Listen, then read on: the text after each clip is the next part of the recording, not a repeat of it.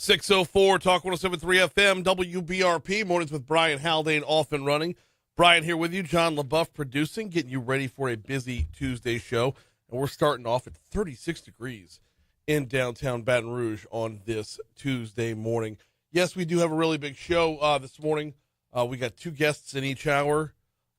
Just as a quick tease for what's coming up this hour, Jeff Crouere, host of Ringside Politics, joins us at 6:35. And former Speaker of the House, Mr. Newt Gingrich at 6:52.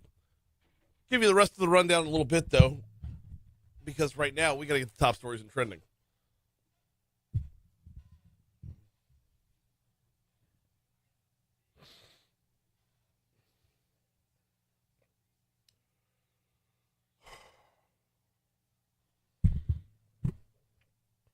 Number 5.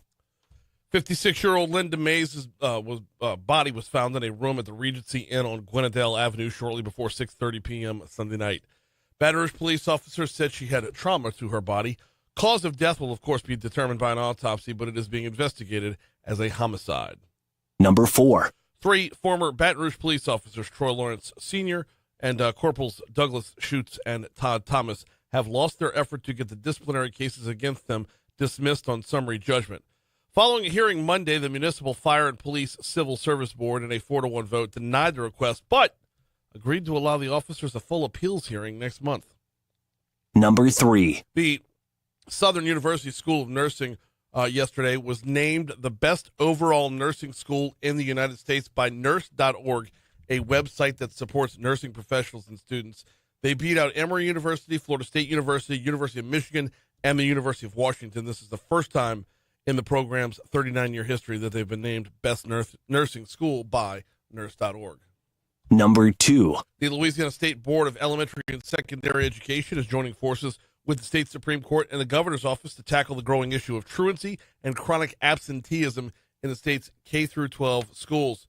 They have called for a summit with a number of stakeholders and partners, and within that summit, they hope to determine the root causes of these problems.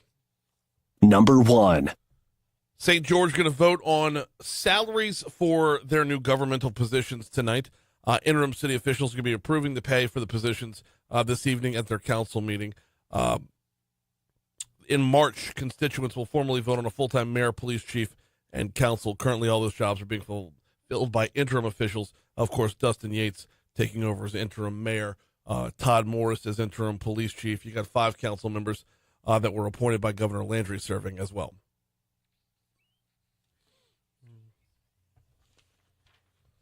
What's trending, John? Well, we've got less than a week to go until Donald Trump's inauguration. Yesterday, D.C. officials outlined some of their security plans to the media. Yeah, we're going to go over a little bit of that at 6:25. Not a lot. I mean, obviously, not giving you all the detailed plans, but mostly, Right. It wasn't mostly about security plans as much as it is what they're on the lookout for. Right. Like where the protests are planned to be and whether or not there's credible threats in certain areas. So, yeah. The expectation is high for any type of unrest or anything like that. No, just the protests. Yeah. Oh, Not as far as not anything going sideways. So that's their main concern, really, then. Which isn't really a concern. That's just an American right. Yeah. Absolutely. Hey, speaking of the inauguration, Carrie Underwood is catching backlash on social media as she has announced as a performer for the January 20th. Yeah, I saw that. I don't know. That's one of those things that a lot of people get up in arms about. Right. I'm in. It's Carrie Underwood. Honestly, it didn't come as a surprise at all. Same. And that's one part of it. The other part is, like, who cares? There should be times where politics is over. Yep. And this should be one of those times. This is not like if you have a problem with Donald Trump, she was not. This is not a campaign rally to get Donald Trump elected. He has been elected. This is the inauguration of the 47th president. It does not matter what the name of that president is. Absolutely. What matters is the ceremony. What matters is what is very inherently American about it, not about the man holding down the office. Yeah. And yes, I would say the same thing if it were the other party moving into the White House. Right. And one critic, of course, it leaves a bitter taste in my mouth, one critic says. I mean, come on. You know what I'm more surprised by? I'll be honest with you, and I know they've been a topic of discussion in our This Day in History segments for the past week. The Village People are performing at the inauguration. Oh, I know. Right? I'm more surprised by that. Yeah. I mean, I don't know. Maybe it's just me. Was there not a Gulf Coast casino looking to have them on Monday? Oh, man. Hey, the lineup for the 2025 New Orleans Jazz Fest is set to drop tomorrow. Exciting, right? What's going to be more exciting is when it actually does, obviously. Yeah. I mean, so I was doing a little bit of reading on this one and a couple of names that are possibles here. Like, I don't know, Pearl Jam? Yeah, no big What? deal, right? Yeah, no big deal. There were a handful of others, but I mean, once you drop Pearl Jam's name, I'm good to go. Oh. So, all right, that's a look at what's trending. We got a break. We got sports coming up on the back end. Hey, before we get you to that break and before we get you to sports, I got to remind you about the folks over at Mathern's. Let's talk all things Mardi Gras. In fact, I stopped at Mathern's last night, the on-campus location. I was producing the Matt McMahon show, so I stopped in and grabbed myself a sandwich so that wouldn't be without dinner. Turns out the wing bar was still open, so I bypassed the sandwich to get me some of them Cajun lemon pepper wings. So good. Anyway, while I was in there, couldn't help but notice a giant Mardi Gras tree with the collection of king cakes underneath it. Yes! It is carnival time. Yes, they've got you covered on all fronts. King Cake Central for sure. So they had the Cookie Monster King Cake was back. The wedding cake is so good. All kinds of filled king cakes. They've got traditional king cakes. They have got you covered at both locations of Mathern's when it comes to king cakes. Now, let's step past the king cakes and talk about your Mardi Gras ball. Do you need to bring some food? Don't just stop off for a sandwich tray from somewhere. Well, you got sandwich trays at Mathern's, but why not go a step further? Hop on Matherns.com and take a look at some of the catering trays. They got more than 50 of them. Take a look at some of the catering trays. Maybe bring boudin balls. Maybe bring chicken fingers. Maybe scroll through the whole menu and see what they have to offer. You're not going to come up short when you start at the newly revamped website over at Matherns.com. Then, once it's parade time, don't forget you got Matherns downtown right on the route. Anything you forgot along the way, you can swing on by. It's Matherns. Sports is next. Oh, all right. Let's see.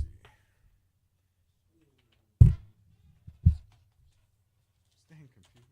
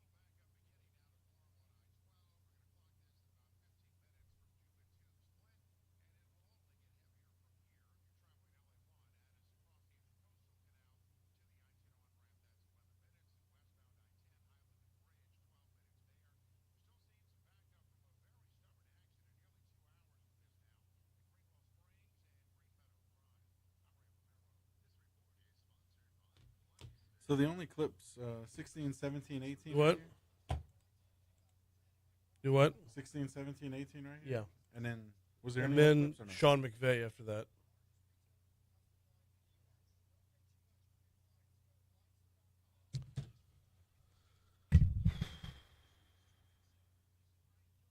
So Sean McVay? I emailed it to you.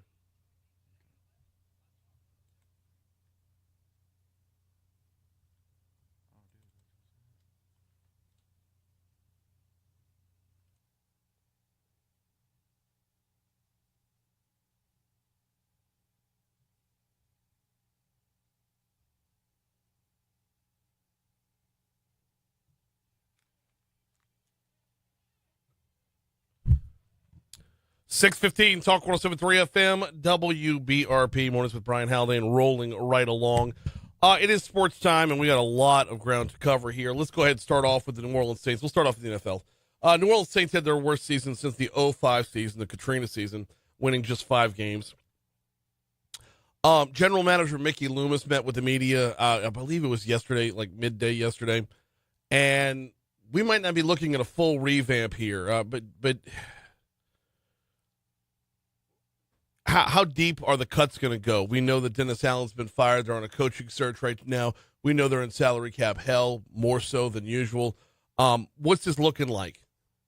I think that you can turn around a season pretty quickly in the NFL. We've seen it with other teams, and there's a lot of good things on our roster, and there's some things that we need to adjust and fill in. Part of that is going to be the viewpoint and the vision that the new head coach has. Yes. So as far as the roster is concerned, I guess we're waiting on the new head coach. And then who's the new head coach? Well, we'll get to all that in just a second. One of the names that's out there is Mike McCarthy, who was just let go from the Cowboys. We'll have more on that in a little bit. Right now, though, that's finding the new coach is the number one priority. Loomis says the franchise also wants to figure out what's behind all the injuries. Several of Saints' star players on offense missed multiple games last year because of injuries. Nobody wants to hear this, but this injury thing was a big deal this year, a really big deal. Prevented us from winning games, prevented us from being competitive in games, and so we have to get a handle on that. I think more than anything else.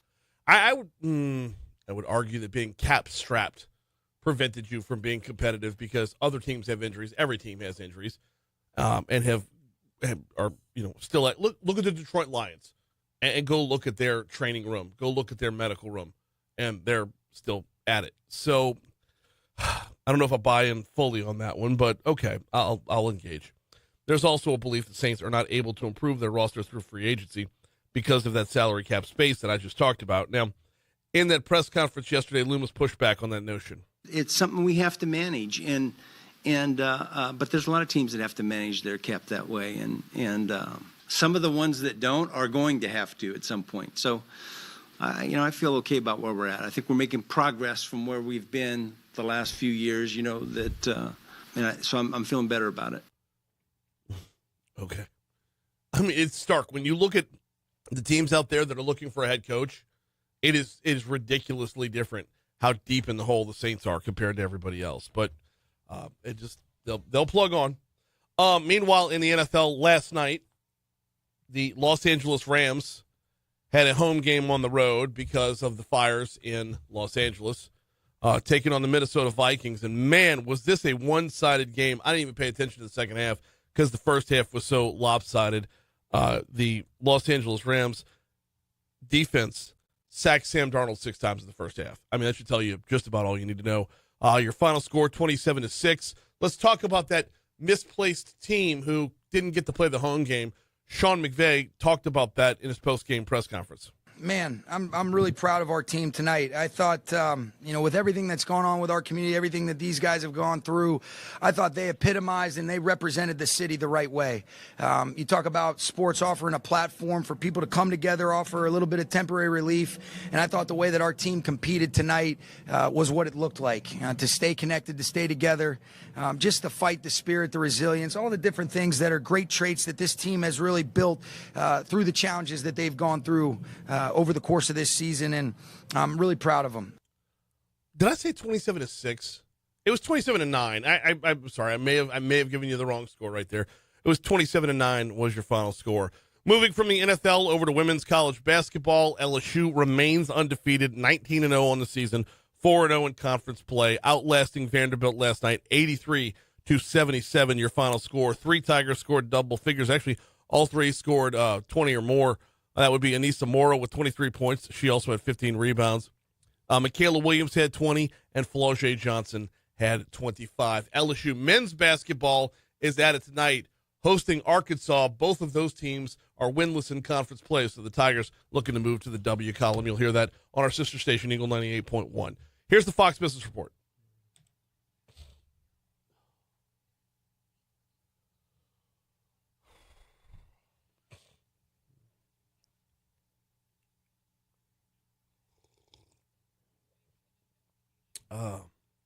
What's up, Eric? What's happening, Christy? Welcome in, boo.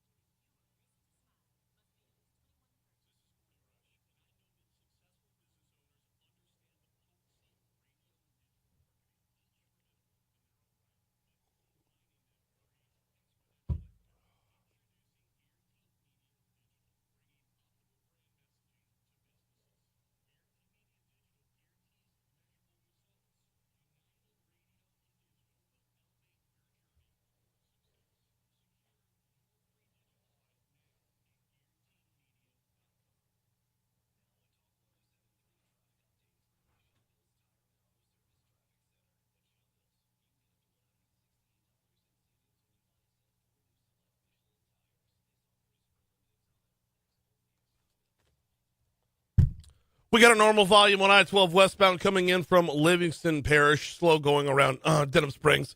Picks right back up and then slows down again as you get towards the 10-12 merge. Over on 10 westbound coming in from Ascension, we look good. 10 eastbound coming in from westbound Rouge, we look good. And I-110 is looking good as well. Surface streets, 2 main problems to look out for right now.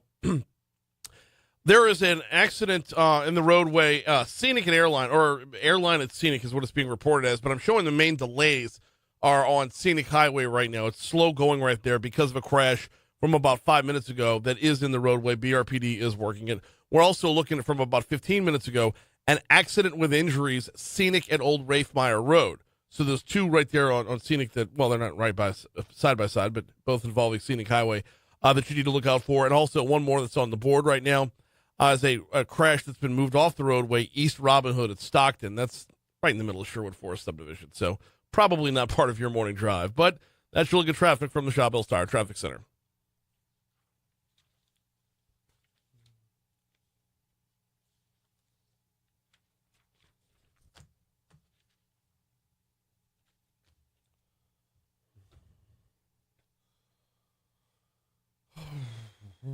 Mm-hmm. 625, Talk 107.3 FM, WBRP, 36 degrees in downtown Baton Rouge. Mornings with Brian Haldane, rolling right along. We got Jeff Crouere, host of Ringside Politics, joining us about 10 minutes from right now. Newt Gingrich, former U.S. Speaker of the House, later on this hour. Also on the show this morning, 7:15, Anna Johnson stops by from the West Baton Rouge Chamber. What are they up to start off the new year? We will talk with Anna at 7:15. 7:35, Baton Rouge Police Chief T.J. Morse joins us.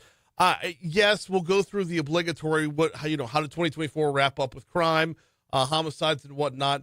What's 2025 looking like? But I really want to have the conversation about the new administration. You got turnover with the mayor's office. So, and you saw Sid Edwards went to the beginning of the new academy. Talked to all the new recruits. How are we feeling about this new administration right now? We'll talk with Chief Morse at 7:35. 8:15, author Amanda Ripley is going to join us. If you're wondering who Amanda Ripley is, she wrote the book. Wait, I got it right here. We're talking about the wildfires in Los Angeles, just spoiler. She wrote the book, The Unthinkable. Who survives when disaster strikes and why? Amanda Ripley at 8:15. And it's not just wildfires right there. It crosses over to a number of different disasters, like, let's say, 9/11 or Hurricane Katrina. And then we'll round out the guest list with Congressman Troy Carter, D.C. Current, presented by LABI, coming your way at 8:35. Right now, though, let's get back to, there's one more sports story that's hanging out there that I really don't want to move on without. And so Mike McCarthy is going to go interview with the Chicago Bears tomorrow. He and the Dallas Cowboys parted ways, and he's on the short list as a possible for the Saints as well. So McCarthy's going to go talk to Chicago tomorrow, and New Orleans will be in that mix too. But it leaves that void in Dallas, Texas. And who are you going to get if you're Jerry Jones to move into that slot? Well, ESPN's Adam Schefter had this to say. The gigantic story of the day, Dallas has an opening at head coach. That's Scott Van Pelt, obviously. Well, no, hang on. The gigantic story of the day, Dallas has an opening at head coach. Thought it was interesting. Troy said maybe not coveted. We get that it's still Dallas and there's going to be interest. Where are they looking? Well, it is the Cowboys, and they have spoken with, amongst other candidates, Deion Sanders. There is a mutual interest there. And I go back to about a year and a half ago when I had a former general manager say to me, watch Deion Sanders. There's a real possibility he may be the next head coach of the Dallas Cowboys. Well, there is mutual interest. We'll see if that amps up. But the two sides have talked. They have touched base. And we'll see if it goes anywhere. The two sides have talked. The two sides have touched base, and those conversations will continue. That was Scott Van Pelt tossing to Adam Schefter after last night's football game, after last night's playoff game. What do you think? I'm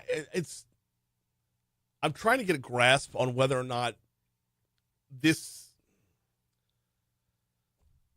having Coach Prime around obviously changes every conversation out there, because it stops being about the team and starts being about Coach Prime. And I don't necessarily know that that's the way that he wants it. Kind of is. But it's definitely the way that it plays out. Would that translate on an NFL level? It certainly translated at Jackson State. It has thus far translated at Colorado. Would it translate on an NFL level? I find the whole story fascinating. 629 at Talk 107.3 FM, WBRP. Hey, don't forget, next Wednesday, we're Wheels Up. Thursday, we start the real content. Washington Mardi Gras is back, baby. Talk 107.3 FM is heading back to the nation's capital to celebrate Washington Mardi Gras. Join me and Gordy Rush Thursday, January 23rd and Friday the 24th as we broadcast live from the Washington Hilton for both Mornings with Brian Haldane, as well as a special afternoon drive show from 4 to 6 p.m. Our coverage is presented by Presley Wealth Management, Rev, Baton Rouge Metro Airport, and the National Wildlife Federation, or Restore the Mississippi River Delta, I should say. That'll be coming your way next Thursday and Friday. Before that, next Monday, it's going to be the inauguration.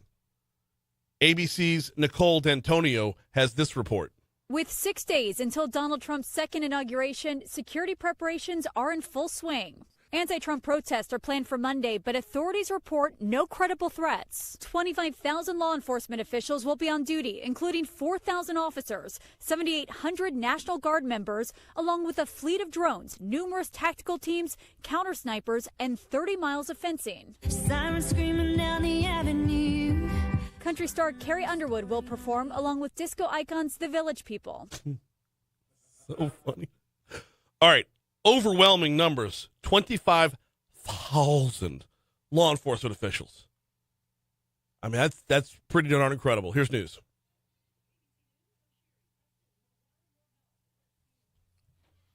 Like how they had to put that in there. Huh? Carrie Underwood. Oh, and the Village People. They just slid that right in. Beep, beep, beep. Apparently one of Trump's favorite groups. Yes. The YMCA was played at damn near every... Yeah.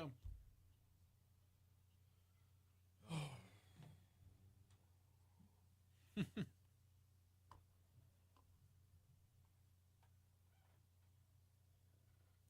can't imagine anyone hearing that song like, dude, turn it up. Turn What, it up. YMCA? Yeah. What do you mean every wedding ever? But it's a wedding. I don't know. I can't. But in real time. Like, if you heard it right now, like, dude, turn that up right now. It is a forever banger.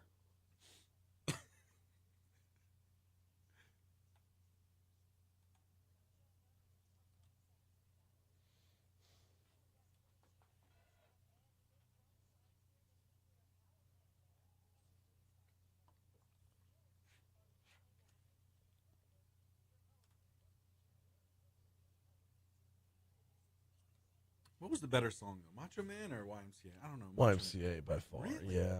Really? Oh, come on.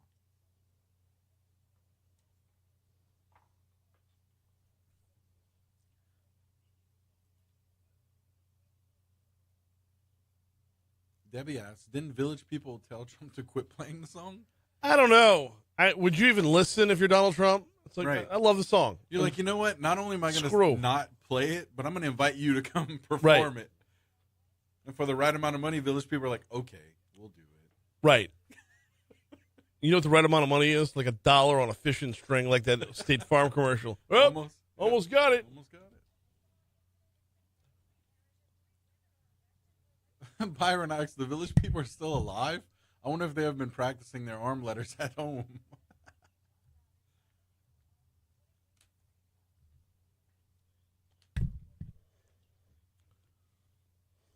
Hating on Village People, man. So cool. Apparently they are still alive. Yeah, they're still kicking. By the way, Wikipedia says their genre is R&B and soul.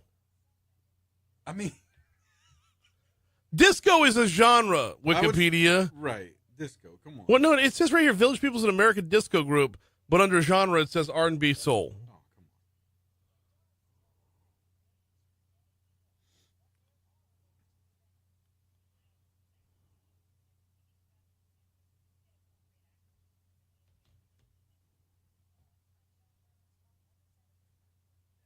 Yeah, love it or hate it, man. Disco's here to stay.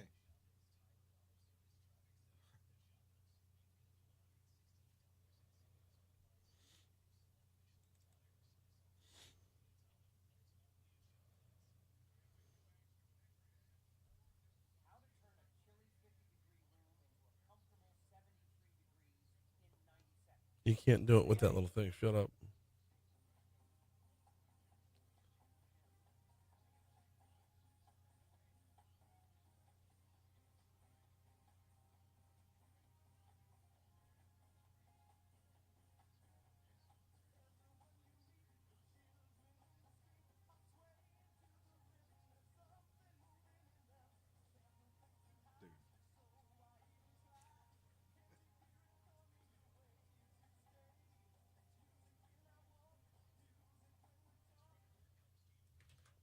that's my second favorite one for sure.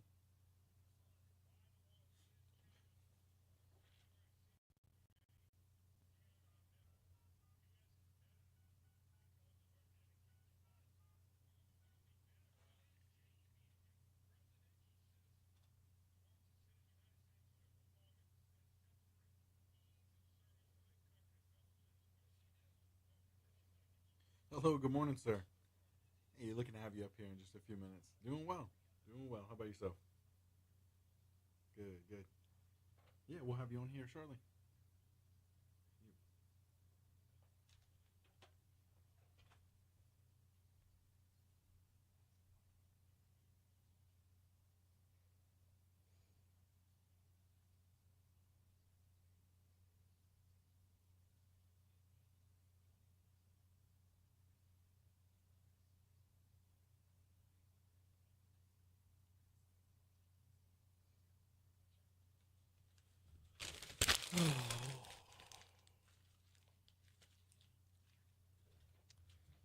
Why do people do this?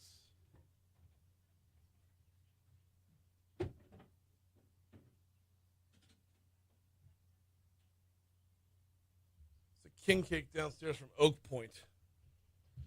I think I'm off it with the Oak Point king cakes. They're not even king cakes anymore. It's an apple Heath Bar cream cheese king cake. That's what that is? Yes. That sounds delicious, though. It doesn't say that, but it's also, where's there room for king cake in there? Okay, yeah. It's a hot slice of diabetes. Like, it's not.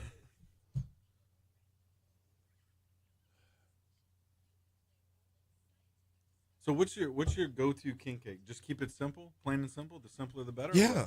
My wife the same way. See, I like all the chocolates and all the fillings and all the. I don't hate on any of that. Right. But yeah, give me simple. I'll take a Bavarian cream as well. Yep. But hang on. Here we go. Starting off pretty chilly. I don't know if this is going to stay that way though. Here's your full forecast. Full forecast from Emma Kate Cowan. Wow.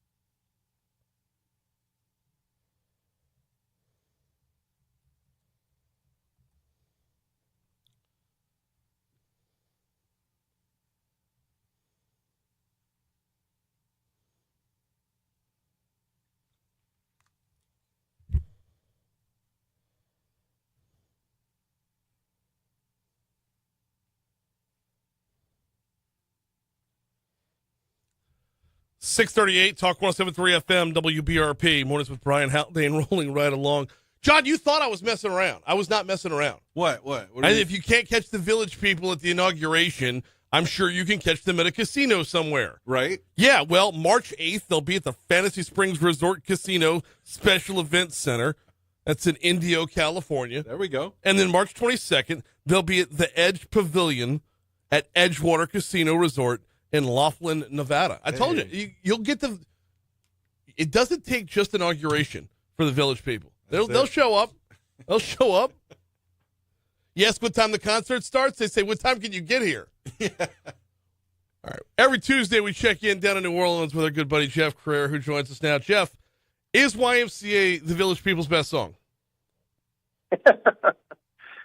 I think it's Macho Man, but see, you and John, both of y'all. That's what I said. Yeah, Macho Man. I mean, what a Hall of Fame group, huh? I know. Going to be at the inauguration on Monday, along with like thousands upon thousands of law enforcement officers. Actually, let's start there. Let's start with inauguration on Monday. I don't think anybody's expecting anything to go sideways because it's one of those times if everybody's on high alert, then nobody's going to do anything, right? Right. I mean, you're going to have, as you say, just an incredible security presence, and you're going to have some world leaders there, I believe, and I think you're going to have hopefully a safe time for everyone. And I know that, it's going to be cold. I hear it's going to be like 12 degrees. Yes. So it'll be a cold one. But hey, we're going to be cold next week. We're going to be, super cold. Yes, in the 30s down here for sure. So I'm heading up there for Washington Mardi Gras.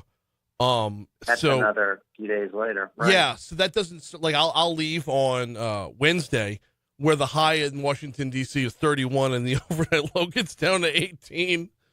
Thursday we'll get all the way up to 36. So I guess you can call that warming up. I don't know, but yeah, we're supposed to get a pretty decent freeze as well down here.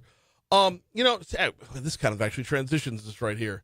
At times when you do see a freeze, it would be a good time to make sure that the homeless are taken care of. As I understand it, down in New Orleans, efforts have really ramped up to get some folks back in contact with where they need to be.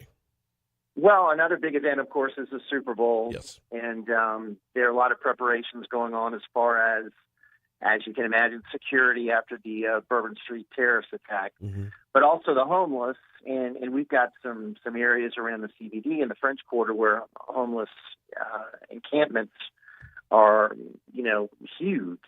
So now they've received approval through the courts to move these folks either to an undisclosed location out of state, which we don't know where that is, or a massive warehouse in Gentilly, which is miles away from where all the tourists are going to be, all the visitors are going to be. So they'll be out of the French Quarter, out of the CBD. Okay, I've got to ask the question though, and not knowing where the location is out of state, that's obviously you're not going to have an answer on that end. But when they get to Gentilly or when they get to wherever the bus goes, that's away from the CBD, what happens then? Are they just herded into a warehouse like cattle? I think so. I mean, I think it's a temporary solution, obviously, to try to, put on, our best look for the visitors. But, it's not going to be a permanent solution, obviously, because it's just sort of a warehouse owned by the Port of New Orleans. So, they're just leasing it to the state, and the state is really doing this. I mean, this is really a lot of what we're seeing in New Orleans as far as the transformation is being pushed by Governor Landry. Yes. The Troop NOLA, the homeless, getting out of the consent decree, which they've now partnered with the city on. So, and it's a cooperation, actually, believe it or not, with the Cantrell administration. I mean, they're working together. With you say believe it or not. I mean, that's, well, on the one hand, it would be tough to believe, but on the other hand, I'm sure she's at that whatever stage. Right. Well, she has, an interest in having New Orleans look good, obviously, for the Super Bowl. Yeah. She has an interest in bringing down the crime situation, and she's wanted for years having control of the NOPD again. I mean, right now it's in the hands of a federal judge. So, there will be a hearing, by the way, and we'll get maybe a decision on that possibly very soon, hopefully. So, yeah, I mean, a lot of things are happening, and it's amazing because, I mean, the governor received relatively little support here. Yeah. And, he's really making this a focus of his administration. Well, because, I mean, he said from the get-go that, New Orleans has the most potential in the state. That city needs to go back to being what it was before all the oil left and went to Houston. I mean, he didn't put it in those words, but bring it back around to its heyday where it was a worldwide player, to be sure. And, I mean, we're more than a year into his administration, and he has not taken his foot off that gas pedal. He has not given up on New Orleans.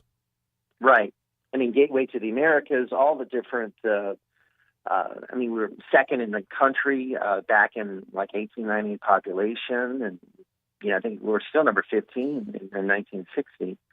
So yeah, I mean the city had a storied past and a great history, and it really has fallen on hard times in recent years. So yeah, it is good that the governor, who politically you would think really wouldn't really focus on the city has been doing that, and I think it's been very helpful. And of course, we got a lot of work to do as far as PD and dealing with the aftermath of that terror attack, which again, the state taking the lead with the Attorney General on the investigation is something that I think is going to be important because there's a lot more credibility in what she can uncover than what the local folks can uncover. We got about a minute and a half left with Jeff Crouere, host of Ringside Politics down in New Orleans. I want to go back to that consent decree, Jeff, and talk about how even if Judge Morgan rules in favor of handing an OPD back to the city, this still doesn't happen overnight, does it? No, I don't think it happens. I mean, this thing has been in place since 2012. Mm-hmm. I mean, this is back in the day of Obama and Mitch Landrieu. So, yeah, I don't think this is going to be, immediate. But I think if she will at least agree to this and maybe put a relatively quick timeline in place, we can get this oversight ended. And what they're saying is, PD is now been transformed and it is, up to date as far as constitutional policing, and there's no need for this anymore. A lot of people are saying this judge likes to have the control. Susie Morgan is her name, and likes to run a police department. So she doesn't want to release control because she likes the power. So we'll see. I mean, you've got now the city and the state in lockstep. And I think that is important. And hopefully that'll make an impact here with this judge. It's time for her to let go and get this thing moving in the direction of local control again. I don't know that there's been an example where under a consent decree a police department's gotten more effective on the streets. I mean, cleaner, fewer scandals, but not more effective when it comes to actually fighting crime. And we've got to remember, while this consent decree is in place, New Orleans has been the murder capital of the nation. 100%. Yep, absolutely. He is Jeff Crouere, host of Ringside Politics. We chat every Tuesday. It'll be a much chillier next time we talk. We'll see you next week. All right, Brian. Take care. You do the same. 647 Talk 107.3 FM. Newt Gingrich is next.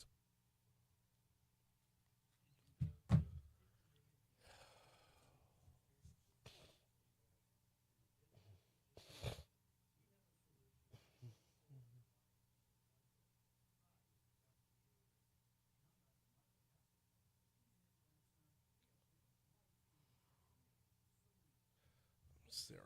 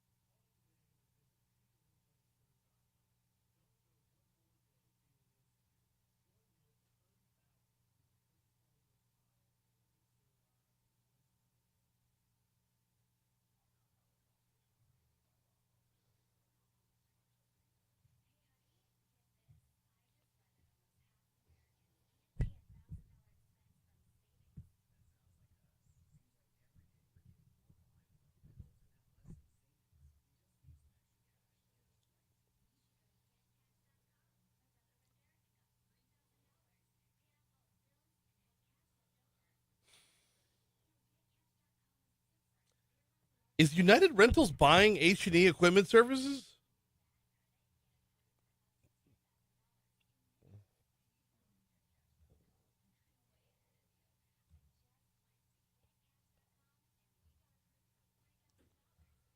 Ugh.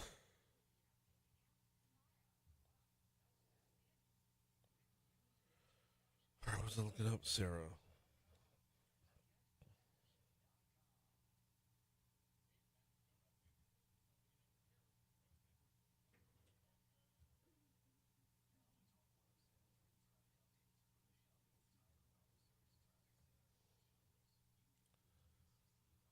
You got Newt Gingrich ready to roll?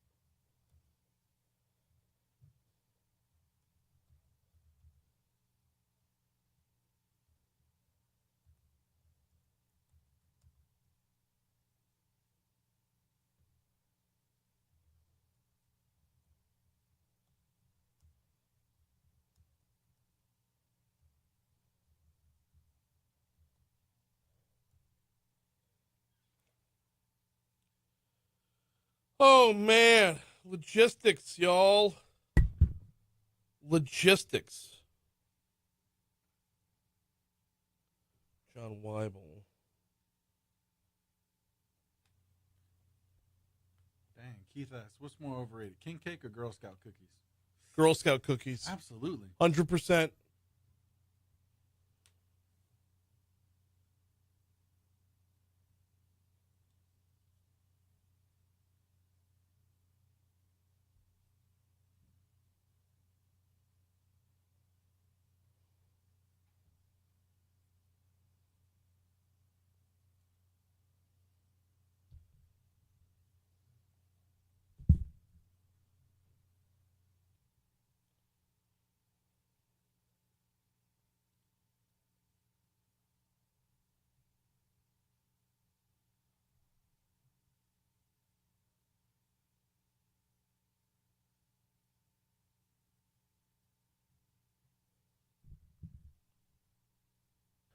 Brand new documentary coming out called Journey to America with Newt and Callista Gingrich. Welcoming aboard Newt Gingrich right now. How are you, sir?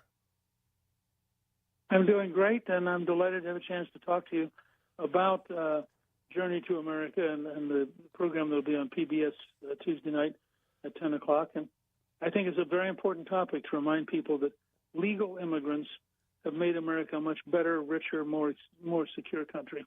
And while it's fine to be opposed to illegal immigrants, and Cliff and I both oppose illegal immigration, it's equally important to favor legal immigration for people who want to come here, are willing to obey the law, and want to contribute to making us a better country. Have we lost that perspective and we just lump everybody into one? Well, there's a danger of that, but actually the polling data, I run a project called the America's New Majority Project, which people can see at americasnewmajorityproject.com. 73% of the country is opposed to illegal immigration, but oddly enough, 73% of the country favors legal immigration.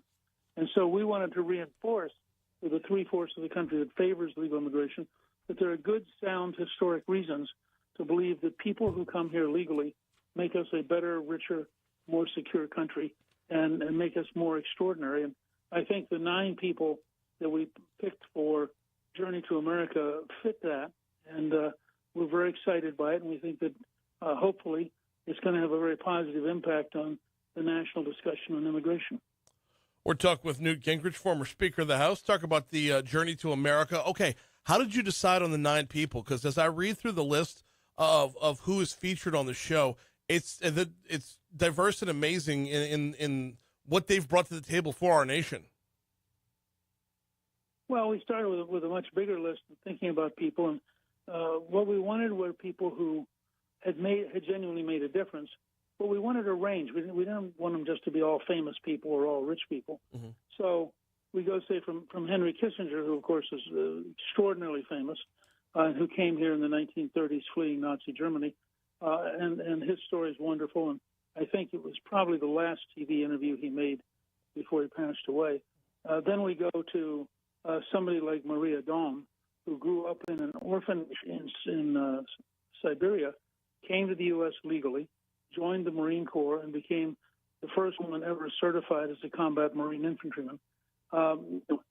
Very totally different patterns, and we wanted to have a range both of where they came from and of the kind of thing they did. So, I mean, the fact is, somebody like Albert Einstein is automatically famous.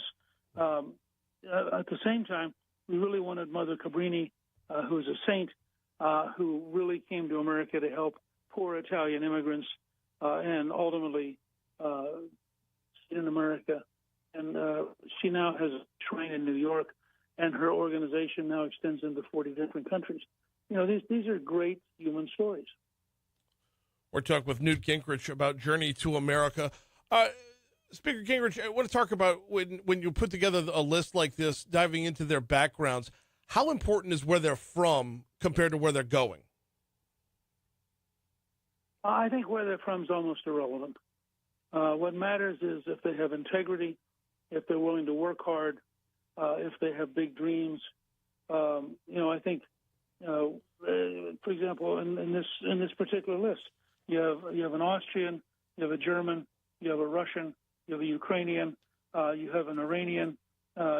Just go down, you go down the list, and you realize you have an Italian. You have somebody from Afghanistan. It's a very diverse list, and that was by design. We wanted people to realize folks can come to America from anywhere if they come legally, if they want to become American, and if they're willing to work hard. I mean, those are the keys. Becoming American is a good key to this one as well, because I think in the overall immigration discussion, it's one thing to move here. It's another thing to fully become an American. How important is that to the equation?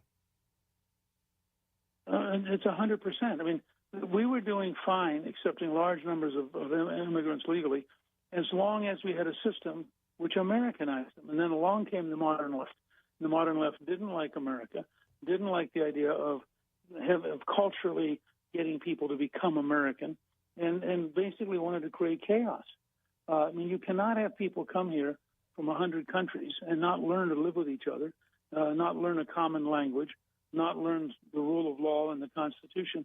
And the American left did almost everything it could to undermine effective, positive immigration, both on the legal and the illegal side. And we're now beginning to recover from that disastrous detour. Well, I mean, coming up on Monday, we're going to have an inauguration of a president who's going to make some pretty major changes on that front. Do you think those changes will swing in a positive way, or do you think he's overswinging? No, I think he's going to swing very aggressively on illegal immigration. But remember, his mother came from Scotland. Mm-hmm. His wife came from Europe. His companies have employed people on visas. I mean, this is not somebody, and he said he wants to help the dreamers, who are the young people who came here when they were 2 or 3 years old and who have been here their whole life. And he wants to find a way to have a path to citizenship for the dreamers. So it's more complicated, but he is legitimately aggressively opposed to illegal immigration. And if you looked at the bipartisan vote on the Lake and Riley bill in both the House and the Senate last week, it's clear that there's an emerging consensus that you can't have gangs from Venezuela raping and murdering and robbing, or from that, for that matter, from El Salvador.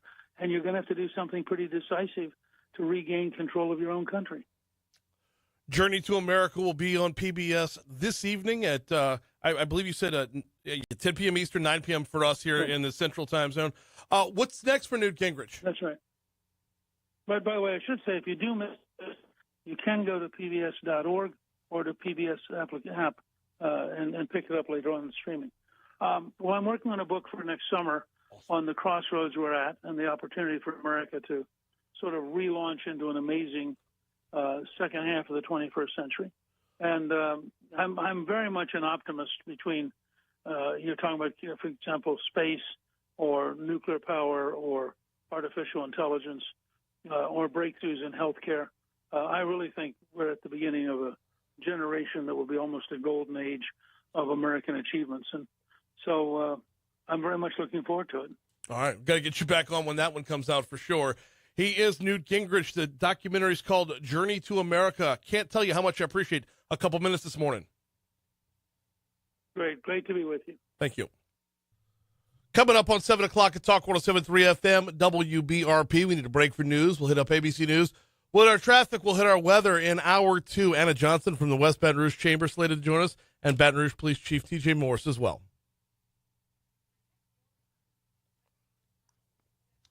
All right, I got to run upstairs real quick, guys.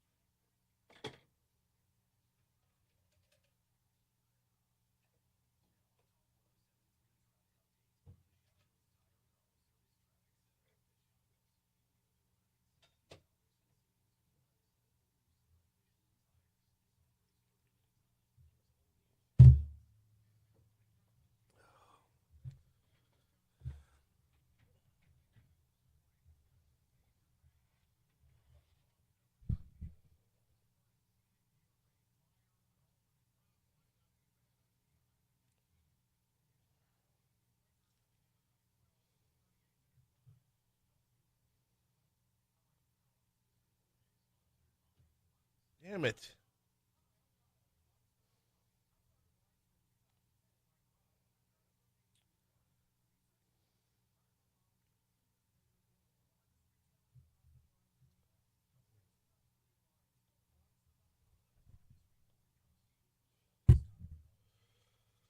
Oh, goodness gravy, guys.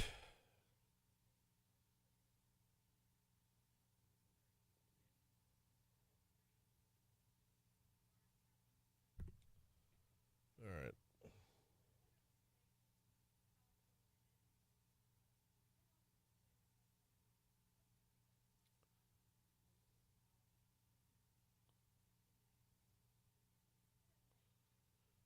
Wonder Bread coated in purple and green sawdust isn't my idea of a great dessert. That's not what a king cake is. My brother, what are you talking? Oh.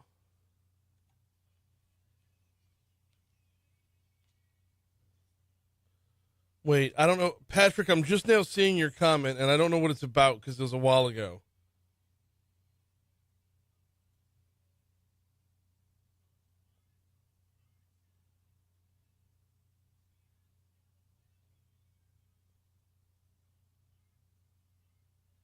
Oh, maybe with the guards for the inauguration or something? I don't know. I don't think so. I don't know.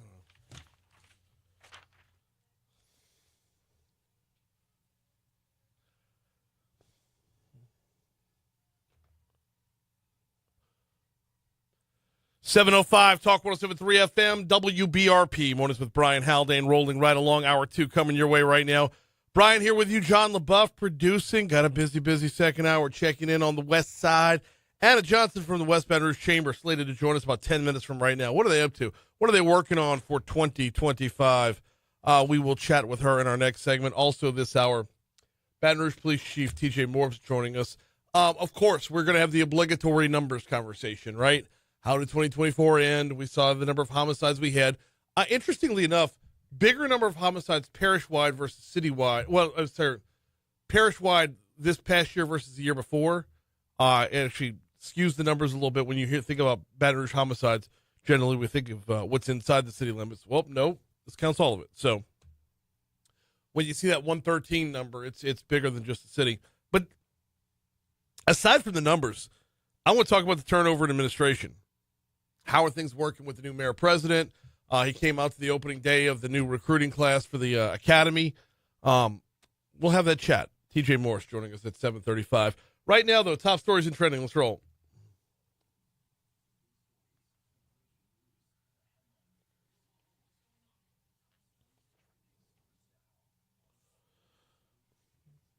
Number 5. And speaking of crime numbers, as if on point, 2 people were taken to the hospital after a double shooting on North 15th Street late last night. BRPD said officers were called to the shooting scene shortly after 11 p.m. Monday. 2 people were injured. Conditions and severity of their injuries not immediately known. No immediate word on what led to the shooting, nor whether any arrests were made. North 15th Street, huh? Yep. You know what? I have a feeling that's going to be in that little quadrant that we always talk about. Right on the other side of those tracks, right there. Number 4. 56-year-old Linda Mays' body was found in a hotel room at the Regency Inn on Gwinnett-Dale Avenue shortly before 6:30 p.m. Sunday night.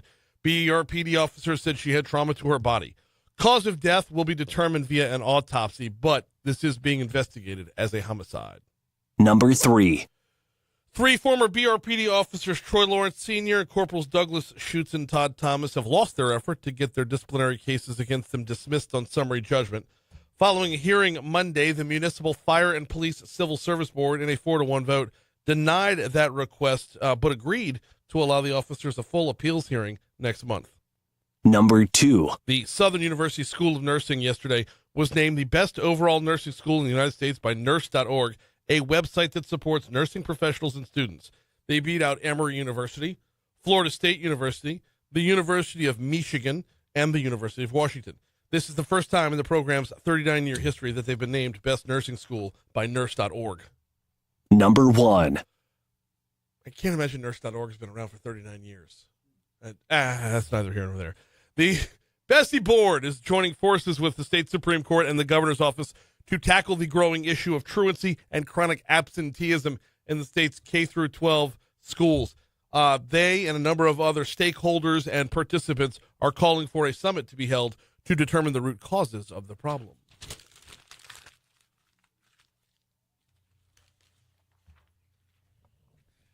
Well, we've got less than a week to go until Donald Trump's inauguration. Yesterday, D.C. officials outlined some of their security plans to the media. Yep, So, and we ran through some of those at the middle way through the last hour.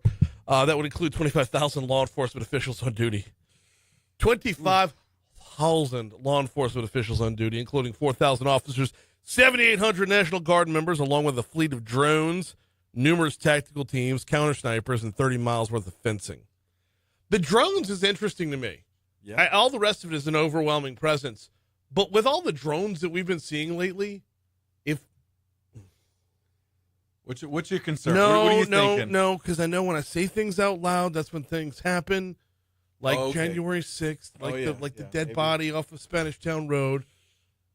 But if you were to do, if there were to be something, wouldn't you slide a drone up there to mix in with the other drones? See, that's you have to think like a criminal, right? I guess so. If you're thinking it, someone's already. No. I know. There's nothing new and inventive in that. No, but still, it's something to consider, right? Yeah. I mean, I would think if you got him up there, fly right in. Got him up there, drones trying to go incognito with the other drones. Yeah. Ooh, speaking of the inauguration, though, Carrie Underwood is catching backlash on social media. She has been announced as a performer for January 20th. Yeah. Not the only performer. No, but the only one catching a lot of flack. I don't know. This didn't come as much a surprise to me, but me neither. I don't know. I think people get their panties in a wad way too easily. Oh yeah. It's an inauguration. Right. If you wanted to be political about it, protest the campaign. If she were helping to elect him, if you don't like Donald Trump and she were helping to elevate him to that position, cool if you want to have a problem with that. Okay? Right. But it's done. He is the president, or will be sworn back in as the president on Monday. This is not about politics. This is about the governance of our nation and the moment that is the inauguration of the 47th president. It doesn't matter what party he is. It doesn't matter how much you like him or dislike him. It's bigger than that, and you have to put your own ego aside and start just... Yeah. See, now my panties are in a wad. I know, right? But I tell you what grinds my gears. Yeah. But it's just like you said last hour. These artists, I mean, come on. I don't hear the Village people complaining. Right, exactly. No, they're just happy for the gig. They're just happy to be there. Village people are just happy to be there, Brian. That's it. Hey, in other news, speaking of music, the lineup for the 2025 New Orleans Jazz Fest is set to drop tomorrow. Let's go. Yeah. Exciting.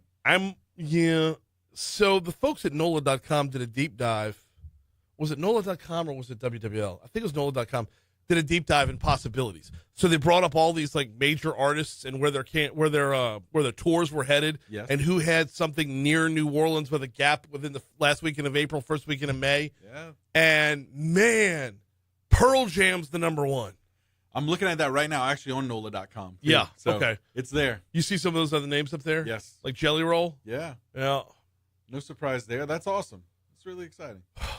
I know. Ooh, they're saying Kendrick Lamar. Kendrick Lamar is a possibility. Could possibly. A strong possibility for Kendrick Lamar. Yes. Yeah. Wow. Well. Good stuff. 712 Talk 107.3 FM, WBRP. Before we take our next break, got to remind you about the folks over at Vex European. Vex with a V. V is in Vinny. VexEuropean.com. Who needs VexEuropean.com? Anyone who drives a European vehicle. Well, that's a make that they service, right? Hop on VexEuropean.com, hit the vehicles tab. If you see your car on there, they are here for you with a master-level technician, an expert-level technician. And they have been for 10 years. Vinny and his team celebrating their 10th anniversary this year. And you don't stay in business that long. You don't stay in business for any extended period of time without knowing what you're doing, and they absolutely do. Now, once you've hit that vehicles tab and you see that your vehicle's on there, scroll on over to the specials tab and see if you can't save yourself $100 on your first visit. Make your appointment right there on the website and then go see them. They're on the back side of Industrialplex on Benefit Drive. It's VexEuropean.com. I got to go let in Gene.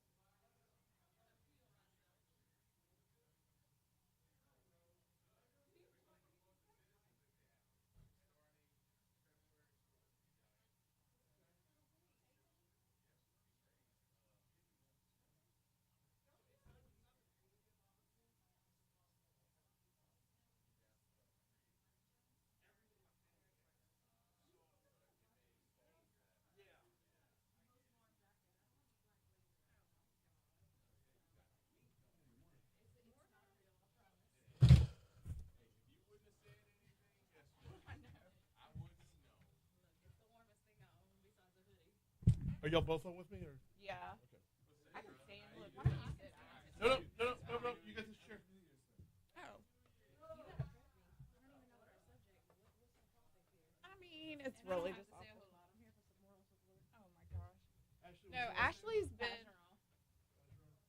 been killing it in West Baton Rouge and East Baton Rouge. She owns her own photography studio now, but like she was in her garage and now she is like full on like, well, you know what I mean. But she is like full on like killing it. She's doing photography for BRAC, for the schools, for all the like young professional visual summit, branding, like, yeah. And I'm starting the Full Moon Market. All right. So. But anyway, so I brought like a real life like West Baton Rouge. We're at 716 to Talk 107.3 FM, WBRP. Mornings with Brian Haldane, rolling right along.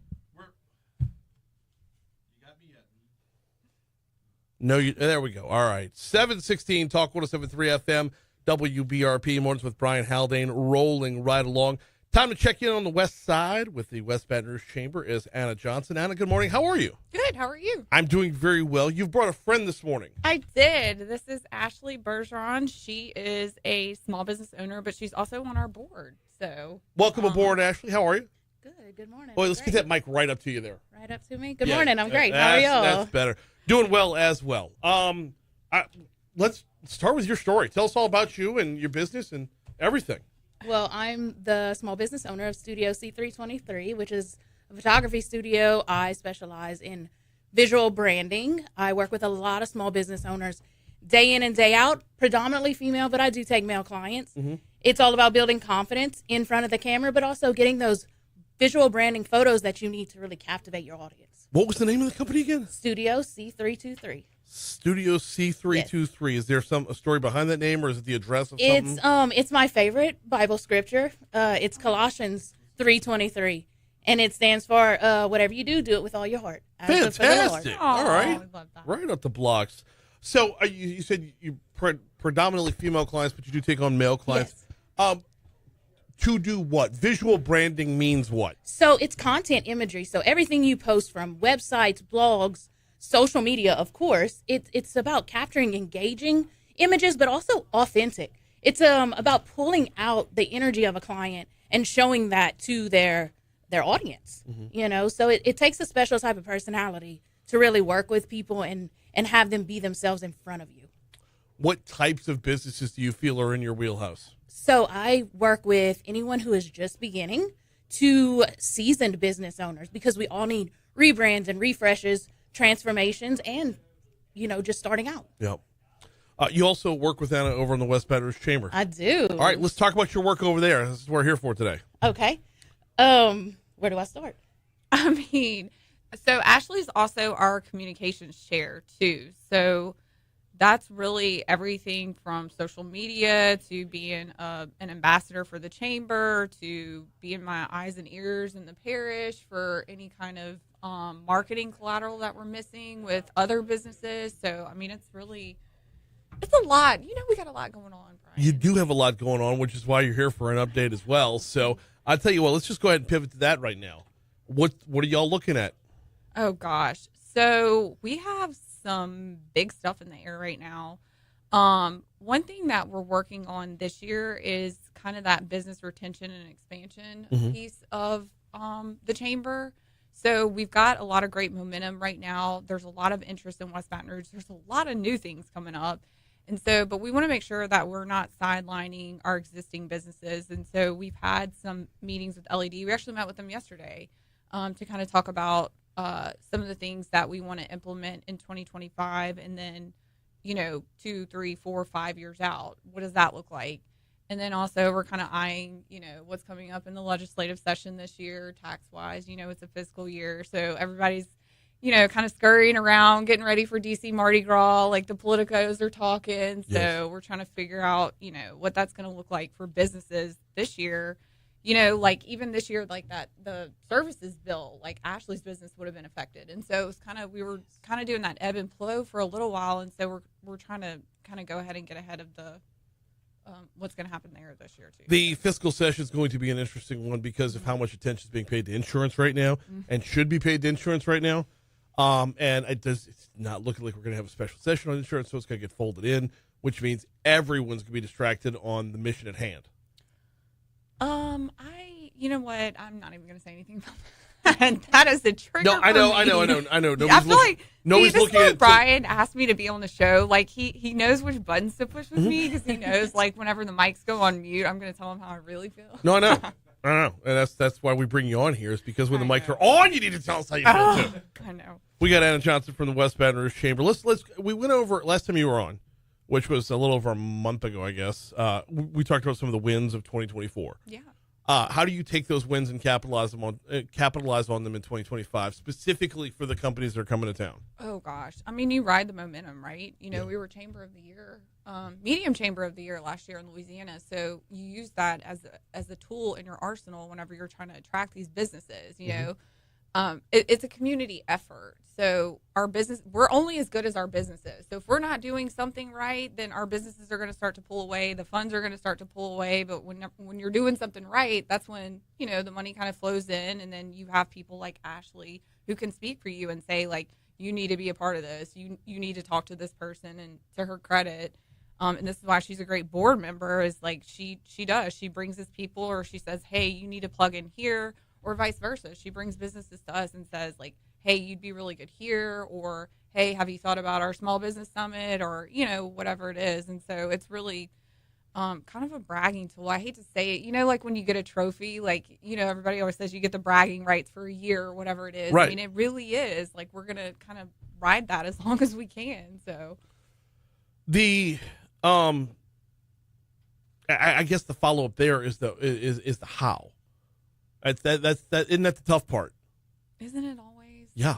Well, you know, I will say, I feel like we were in session all of 2024, but now we can say, because now the headlines are there, we can say we've done tax reform, we've done XYZ, we're trying carbon capture, we're getting into this space. So, I mean, there are tools now that we can use whenever we're attracting these businesses, to where we can kind of mute out the bad things that we're still kind of trying to grapple with a little bit, like infrastructure, or, you know, the push and pull that we're always going to have with education. So I feel like we're always fighting that battle. So it kind of drowns out some of that noise whenever we're trying to tell businesses, like, hey, like, look at what we've done. We did tax reform. We did it, you know, this way, and this is how it's going to benefit your business. And, oh, by the way, we have this incentive package from LED that will also help complement whatever you're trying to do. So, I mean, there's a lot of different things that we can do now. Okay,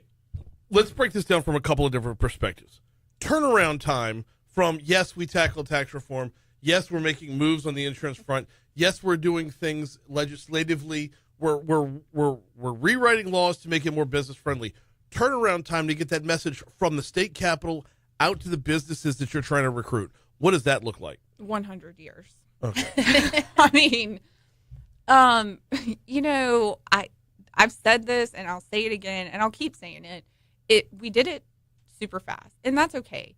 But now what we're going to have to do is go clean up some of those things, or tidy them up, or tighten up, you know, the purse strings on that a little bit. I don't think you're going to see the residuals of that right away. I think it's going to be like an onion. I think as soon as we peel a layer back, you know, there's another layer that we're going to have to peel back. And so as we're peeling these layers back, we fix the problem, then we move on to the next layer. And I'm not saying there's going to be a problem in every layer. I'm saying, like, I think there's going to be a lot of things that we didn't account for. And so it's a process. I mean, North Carolina did it in 10 years. We did it in 2 weeks. Same thing, right? No, you know. Well, but it's that translation period. We were actually talking about this as a separate news story on the insurance front. In fact, I did the story last week and then again yesterday about how, you know, the governor was showing some frustration that we haven't seen a drop in insurance rates yet. Well, you know what? I went to the gym yesterday and I'm not shredded. Why not? Because things take time. Like, you have to put in the reps. You have to build relationships. You have to continually all the trial lawyers that you're friends with. Well, no. Oh, no. Dig in. I encourage you to dig in. Go. What time is it? Don't we have to be somewhere? Let's move over to LED incentives, because this is going to be a kind of a different, not a new world, but a different world, because we've wiped the slate clean of some things and are implementing some others. What's in your arsenal now? Ooh, so we have been working really closely with LED, Paige Carter and her whole team, and then Susan and her whole team. Because part of that tax package was the LED incentives, and so they stripped a couple away, and so now what does that look like for businesses? So businesses that have had LED incentives are going to be impacted, and then new businesses who could have qualified for some of these incentives that went away are going to be impacted. So it's how do we take this package and redo it? And so they have asked us to be a part of that team, and they've solicited feedback and buy-in, and they're actually doing quarterly meetings with their chambers and EDOs throughout the state to make sure we're kind of all on the same page. And I told Paige Carter that the other day. I was like, this is amazing. I was like, we haven't had this in such a long time, like buy-in from your regional, your local and regional partners, and they're asking us, like, what do you guys want? What do you want? What's working with us? What's not working? What do you want to go away? Like, how can we make this better? So to their credit, they really are doing a lot of local outreach and getting buy-in from us. So. Well, but because it takes that partnership, it can't be top down. It's got to be mutual. Yeah. We learned, I don't say we learned the right way to do it way back when Stephen Morey was heading things, but I mean, we saw a lot of implementation in real life, and I think we're seeing the momentum towards that right now. But just like the previous conversation, these things take time. Yeah. So we've got Anna Johnson and Ashley Bergeron with the West Baton Rouge Chamber in with us for a couple more minutes. Can we pivot to what's happening next week? Oh, gosh. The presidential inauguration. No. Beyond that, when we all go to Washington, D.C., are you the going? Carrie Underwood concert. Yeah. No, kidding. the Village People concert. Washington Mardi Gras. Oh, geez. I mean, I'm already prepping. Like, it's supposed to snow Tuesday when I fly in, too. So I'm already, like, kind of spiraling a little bit. But, it's really, we're taking everything that we do here and we're moving it to Washington, D.C. So all of the debauchery and networking and all the things that we do all year round here, we're just taking it. You lead with debauchery, really? Look, this is why you have me on, Brian. Like, I am who I am. I'm too old to change. So we'll be up there broadcasting Thursday and Friday, mornings and evenings. And to me, it's about the networking, though. To me, it's about all those different little, every meeting room at the Washington Hilton has something going on with somebody just touting their message, selling their message. And you've got some newbies this year, too. And so for example? Well, new, oldish, Cleo Fields. That's all right. Yes. You've got a few newbies here or there, and then you've got some veterans who are kind of sidelining a little bit. So it's fun. It is about networking. You go up there for the relationships, and then it goes right into session. So it's like, you're kind of that's kind of where I was headed with this. Is when you come home from Washington Mardi Gras, you kind of know what's going to be on the table for this for the regular session. And then when you take it to LABI's annual meeting, now you've got a refined list of what you can expect once the session gets here. Yep. And then, from there, the session gets there, and it's like, oh, well, we're already 3 steps down the road on this one. So the last one before we get you out of here, and thank y'all for coming in this morning. I greatly appreciate it. The last one before we get you out of here is on that carbon capture front. You mentioned carbon capture very briefly early on. On a scale of 1 to 10, and I'm not going to ask you for company names or anything to divulge like that, but on a scale of 1 to 10, how big of an impact is carbon capture, usage, and sequestration going to be in this 2025 year? On a scale from 1 to 10 for West Baton Rouge, or just in general? Well, for West Baton Rouge. It'll be maybe a 5 to 7 this year, but if you ask me this in like 3 years, it'll be a 10. Okay. Thank you for setting the table on that front. Ashley, what's your company's website before you get out of here? It's www.studioc323.com. She is Ashley Bergeron. She is Anna Johnson with the West Baton Rouge Chamber. Thank you all so much for a couple minutes this morning. Greatly appreciated. Yeah. We got news, traffic, and weather coming your way. After that, we've got Baton Rouge Police Chief T.J. Morse joining us.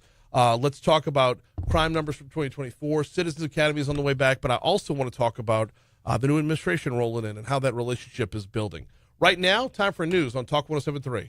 I got 15 seconds. Awesome, because I hadn't told you yet about Mondays with the Mayor. It's a weekly conversation we have right here on Talk 107.3 with the Mayor of St. George, Dustin Yates. Me and Dustin, we sit down on Monday afternoons at 5 p.m., taking your questions about building a new city. Mondays with the Mayor on Talk 107.3. wait, let's do picture first. Yep. Oh, yeah, because my selfies were terrible. Yeah, we got to talk about the carbon capture stuff. Yes, we do. So I called Richard Carbo and left a voicemail. Yes. Thank you. He told me that yesterday. Okay. Right. Well, So is he going to be up in D.C.? Yes, he will be. They have a whole team, too. Really? All right. I want to get them on the air. Yeah, he told me yesterday that you had reached out to him because we had a call, and I was like, "Do y'all want me to talk about it?" They're like, "I mean, I think Richard's going to talk about it at some point." And Richard was like, "Yeah, I talked to Brian." I was like, "Whatever, y'all just tell me." Can you put us face to face while we're in Washington? Yes, Awesome. absolutely. I'll do whatever you need me to do. Yeah, I actually got tickets to the inauguration, but I don't know if I want to go because there's no one to freaking stay. you got tickets. That's really cool. I know, and I'm like, I really want to go, but then I think it's gonna be snowing, and like, y'all, my anxiety, like, I already am just an anxious person, but like, I will be on a 10 if I get snowed in or stuck somewhere. I will spiral out of control. So, but anyways, I've heard from a lot of people who are just like, I'm mixing it. There's just. but I really do want to go see Carrie. But yes, let's sync up next week in DC. Yep, I'll text. I'm looking for Louisiana Live tickets. Everybody. I have been wearing Caleb down though because Caleb's not going this year. I was like, well, who did you get your tickets to? And he's like, oh, man. He said, Aaron, this has been gone for a year. I was like, well, he's been great. I always panic that I'm not going to find any because that's the only one. I don't want to go to the Tableau on Friday, and I go home before Saturday night. So Louisiana Live's the only like formal party that I go to. I do have maybe a fix for that. So, are you going to the Brat reception on Thursday? I'm doing my show outside the BRAC reception. Okay, there's a way you can sneak in Louisiana Live from the room that it's in. So, Oh no, Jay and Cody taught me that in 2020. We went straight Goodfellas. Like yeah. It was through the kitchen. Yeah, no, I know. All about it. Yeah. Happy New Year. Doing well. How about yourself? Good to see you.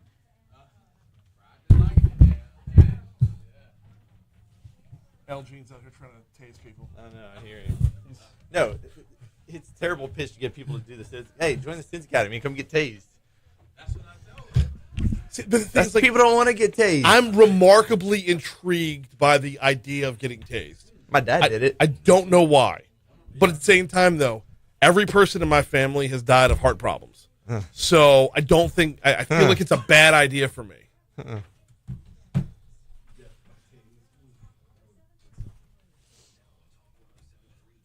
Or it might fix everything. All of a sudden, I got a perfect ticker. Yeah. No more medicine. Lower your cholesterol. we could sell it. We need to raise money.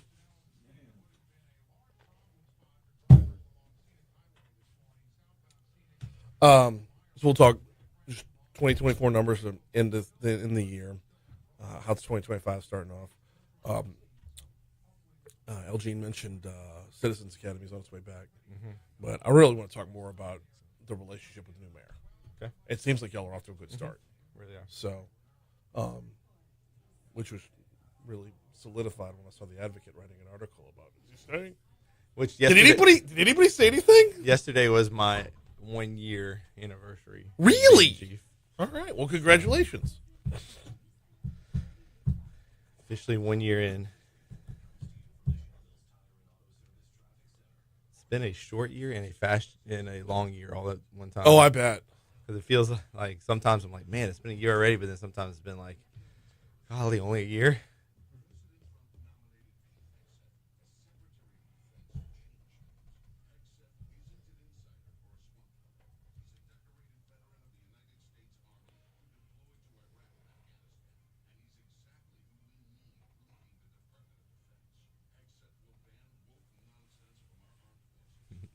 Not like your Advocate Cup.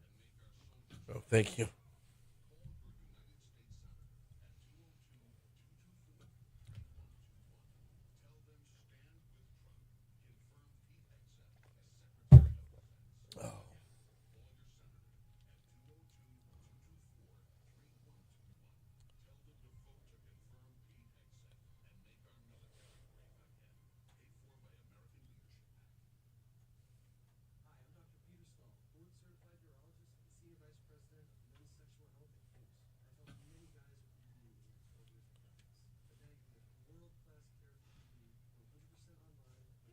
Hey. Hey, Gino. Gino, what's the date for the Citizen Academy? February what? 4th. February 4th. All right. He knew. February 4th. Yes. Okay. And applications are rolling in.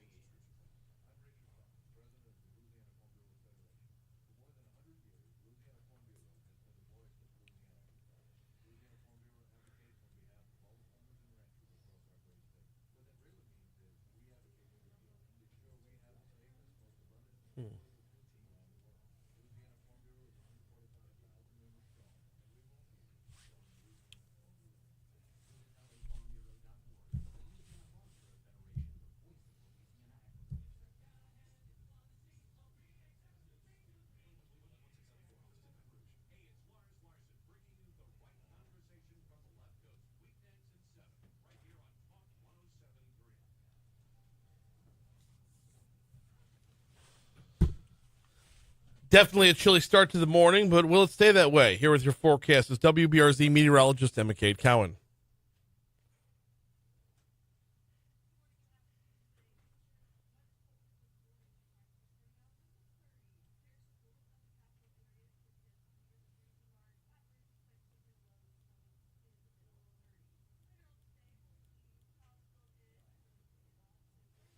So is it live on Facebook or you just put it on later? Huh. Yes. But like if you don't see it live, you have to wait till like the next day to watch the recorded. It takes about an hour. Yeah. One time I walked out of here and I tried to pull up on Facebook and it was like, it was showing like what happened in the first hour, but not what we.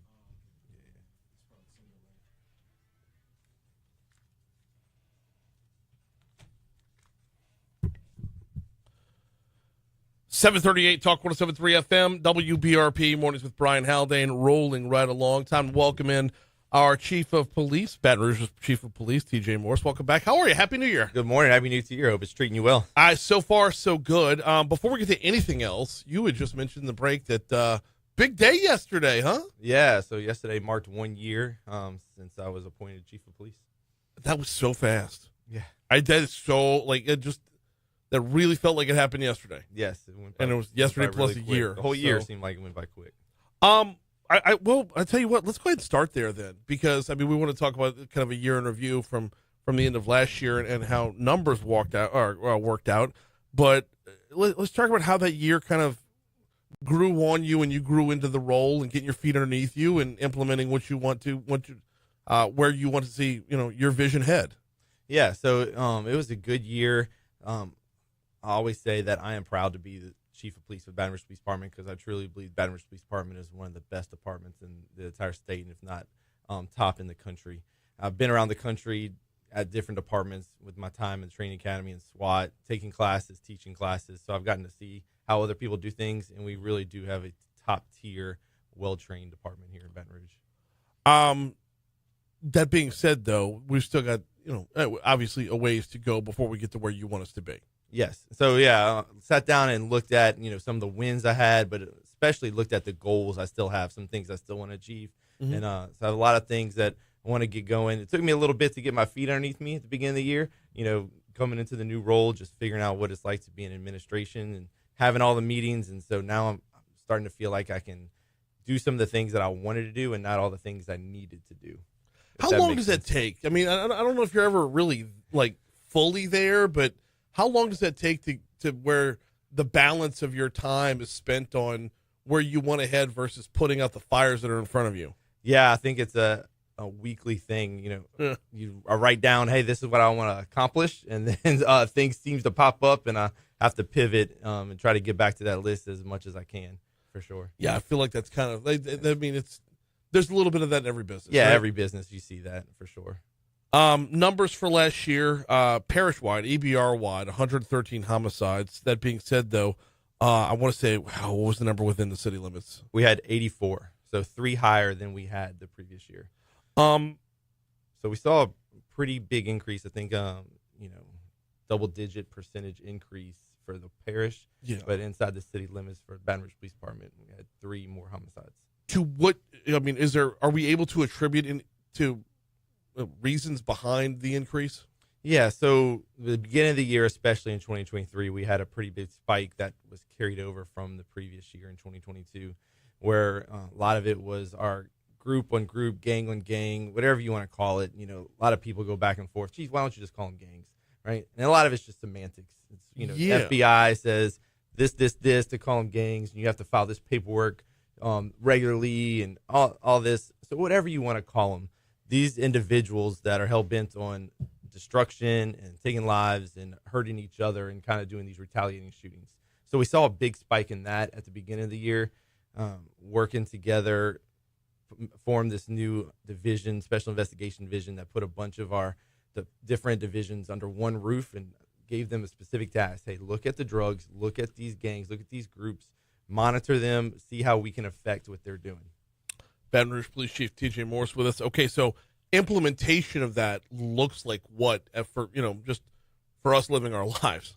Yeah, so the implementation is just simply what I said. You had some different divisions that are almost in silos. I said, hey, y'all going to get underneath the same roof, report to the same supervisor, and work together to go towards targeting these specific individuals so that if they're out there committing robberies, we're going to work with the robbery division to bring charges on them. And they've been successful. That was the group that they did the largest fentanyl seizure that we ever had in the entire state. They were able to get the first indictment working with Hiller Moore grand jury indictment for being involved in gang activity. You know, we hadn't really seen that state charge used in East Baton Rouge Parish. So that was really good achievements that they had. All right, let me re-ask the question. That doesn't affect boots on the ground. That doesn't affect the number of officers that you have on the streets. No, it did not. It was just basically moving some divisions around, like I said, and putting them in different work. And I always, you mentioned in what we did in 2024, and I always like to give praise to my officers and the hard work that they've been doing. Over 200,000 calls for service last year that they answered. 13,300 traffic crashes, 3,800 felony arrests.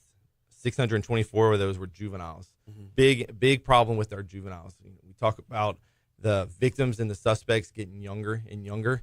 In 2023, we arrested 9 juveniles for homicide. That's 17 and younger. In 2024, we saw that age. The state legislature dropped the age to 16 and younger being juveniles, but we arrested 16 juveniles. That's 16 kids that are 16 and younger that we arrested for murder. Not just shooting at somebody, not trying to kill somebody, but actually killing people. We had the shooting that happened at the end of the year on the levee that was going on at the same time as the Christmas parade. 2 of the people that we arrested for that, one was 15, one was 17. We arrested both of them earlier in the year for committing a homicide, and they were out shooting again. How does that happen?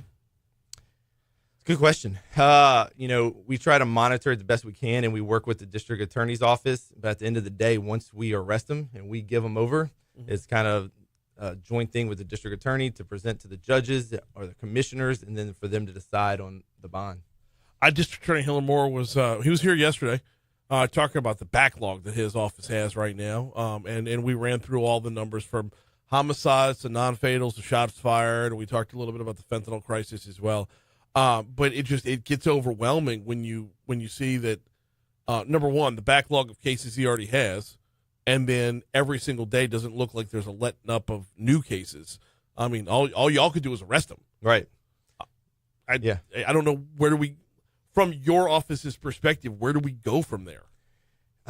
So a couple of things we've been looking at. We've been looking at trying, and we're having to kind of be on pause with the new, as Trump gets inaugurated and puts some new federal prosecutors, those attorneys in place, but trying to work with our federal partners. Mm-hmm. We have a lot of officers assigned to different ATF, FBI, DEA, marshals, all these different task forces. So kind of working with our federal partners, try to put some federal charges on some of the people when warranted. Okay. Yeah. I went to a conference not too long ago, Public Safety Partnership, and some of these other jurisdictions, they're actually doing federal carjacking charges on people to help out, to send that stronger message. Hey, you might be in this state, might only give you this, but the federal penitentiary, we're going to give you even more serious offense. We got BRPD Chief TJ Morrison with us for a couple more minutes. I want to go ahead and move over to a different topic right now because I want to make sure we have enough time to cover it. Okay. Let me just mention, too. Yeah, go for it. Yeah, since we're talking about crime, we were up 3 in homicide. Yeah. But I do want to let everybody know, because perception is reality. I get it. And, that is what kind of homicides sell. But overall, in the city of Baton Rouge, we are down 8.5% in violent crime and down 8.3% in property crime. Okay. Give me some examples. What constitutes a violent crime? So violent crimes are your robberies, your assaults, things like that nature. And then sexual offenses, stabbings, those kind of things are violent crime. Property crime is going to be your thefts, your burglaries, vehicle burglary, vehicle theft, cars getting stolen, that kind of thing. So all of those categories, 8.5% violent crime, 8.3% down in both of them. One of the bigger things that we've seen in the recent news is we have a new administration in charge in the mayor's office. Yes, sir. What's the relationship been like with the new mayor? Been really good. Been having some really good conversations. In fact, my first meeting with him, it was only supposed to be like we scheduled, hey, come in for about 30 minutes. Wound up being about 2.5 hours long. That we had a really good conversation. He is who he advertises to be. He is that coach that wants to get things done, and he wants to know how he can help to get things done. So we've had some really good conversations, working how we can work together to get crime even lower and make the citizens of Baton Rouge feel safer. He came out to the start of the latest academy. He did. How big of a deal is that? Yeah, so it's really big, and it's nothing really new. Other previous administrations, Mayor Broom definitely had come out and spoken to the academies. Sometimes she would wait until the end and speak to them before they graduated, kind of give them some words of encouragement. But it is a huge deal to have, that kind of backing. He said, and I'll quote him. Hopefully I'm not misquoting too bad, but he said, hey, this is the best time in the last 30 to 50 years to be a Baton Rouge police officer now that I'm mayor, because I'm going to take care of my Baton Rouge police officers. So he gave some really good encouraging words to the new trainees, and it was good to hear. He's bringing with him a lot of public momentum, a lot of public positivity as well, and you couple that with what we've seen in the last couple of years with the Paige Rice initiative, and we're seeing more citizens of Baton Rouge become stakeholders. We're seeing more business owners in Baton Rouge say, maybe this is my problem as well, and I can't just hand it off to anybody wearing a badge. When you take all these things together,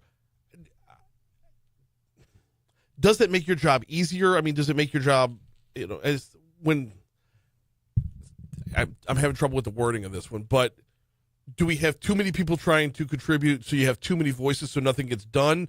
Or are we going to find a space where everybody finds their role? Yeah, so it can be a fine line, especially when you're looking at limited resources. You have everybody that this community group wants to affect this way. So sometimes it can be too many chefs in the kitchen.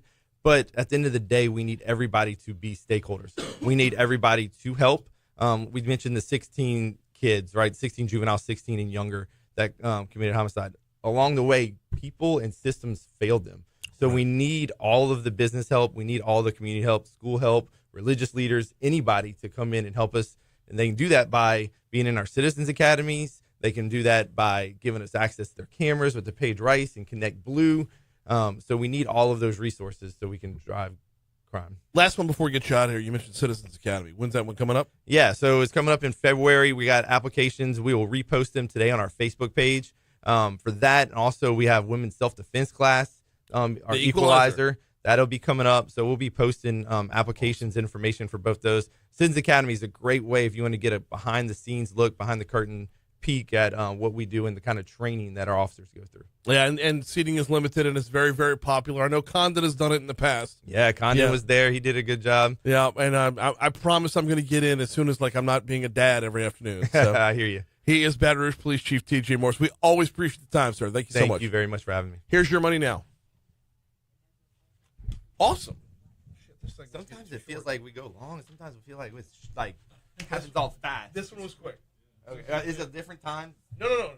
It's 12 minutes every time. It's always 12 minutes? Yeah. 7:38 to 7:50. Sometimes it feels like we talk about a lot, and sometimes it feels like it's... Well, I think you and I are kind of getting more of a vibe. It's conversationally, it's... Well, good. I appreciate that. No, absolutely. I used to Congressman Graves on every week for DC Current, and just back and congressman on. It's like lost in. And so now you're like trying to drag information. Right. Yeah, I get you. So, but yeah, I think we're on that same conversational wave. Yeah, you just let me know. I don't want to. It's your show, and I don't want to take it over. Hell no, it's your segment. That's what you're supposed to. I got to talk for 3 hours every day. Thank you. Thank you. Thank you, sir. Yes, sir. Thank you. Good seeing you.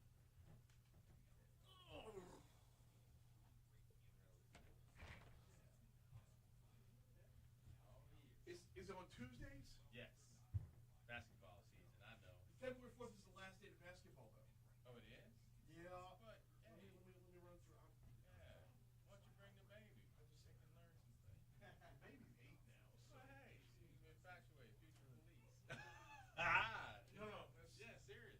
But you got to get him on the good guy's side. He's going to blow up the world. Thanks, Chief. Right. So, let me run it down. I desperately want to do it. For you, not even every class.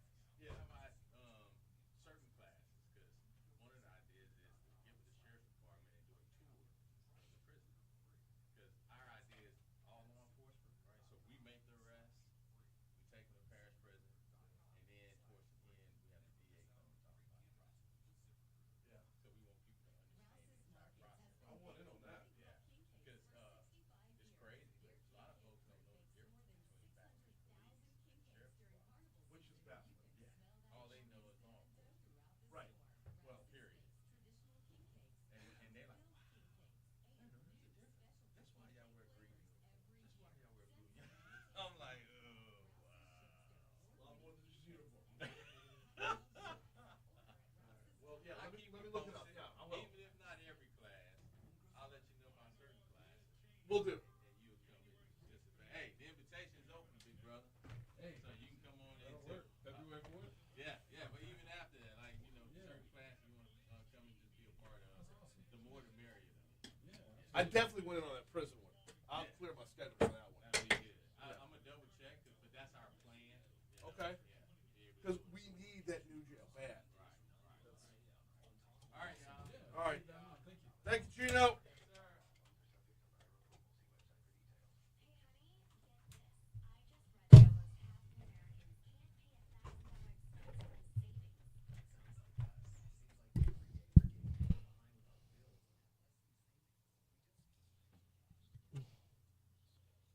Son of a bitch. What? Oh, there's a new show coming out on the CW called Police 24/7, and I have the chance to interview the executive producer of it, but I'm wheels up at that point. Oh, man. I got to figure out what to do next Wednesday. I need to be the host of the last hour of the show next Wednesday. I think I'll call Betsy. Betsy? Is that the afternoon show or the morning show? Because you're doing two, no, right? I'm doing 2 on Thursday, 2 on Friday. Okay. It's morning show Wednesday. I have to leave an hour early to get to the airport. Gotcha. You guys woke up and chose violence this morning. All of you. I'm looking at you, Sonny. What happened? Byron. And even you, Brian. Jambalaya is overrated? What's wrong with y'all? The heck? Sonny says jambalaya killed my father. I'm sorry. My Jambalaya condolences. is overrated. It's all the same. My condolences. It's all the same, and everybody thinks theirs is different, and it's not. I mean, I did, honestly, this is no joke. I did make jambalaya last night, sausage jambalaya. Fantastic, and I hope you enjoyed it. No, I'm just saying, like, Right. it is funny that it just falls, like, in place. What about gumbo? You a gumbo guy? Yes. Yeah. Seafood gumbo. Seafood, yeah. Everybody does chicken and andouille. I like chicken and sausage gumbo. If you want to throw down a Seafood little gumbo? duck and a gumbo. Really? Okay, I'm be honest with you. I never had duck in a gumbo. Oh, yeah. And you would think, being from down the bayou. Right. But I've never had a duck in my gumbo. I might be missing out.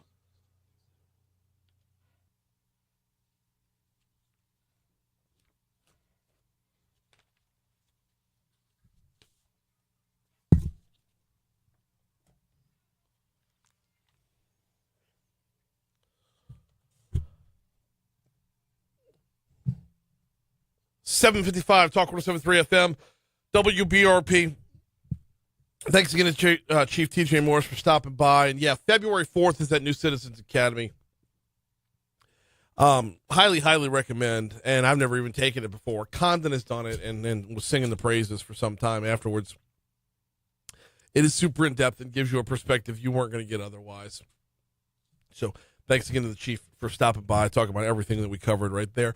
Also, thanks to Anna and Ashley from the West Baton Rouge Chamber for stopping by as well. Hey, I want to get into the story out of New Orleans about the homelessness and this roundup to put people in a big shelter in Gentilly. Before I do that, though, got to remind you about the folks over at Parish Construction and Roofing. 364-1007 is the phone number, 364-1007, or hit up the website, parishbuilt.com. Do business with someone you know. You cannot overstate the importance of that. It is impossible to overstate the importance of doing business with someone you know.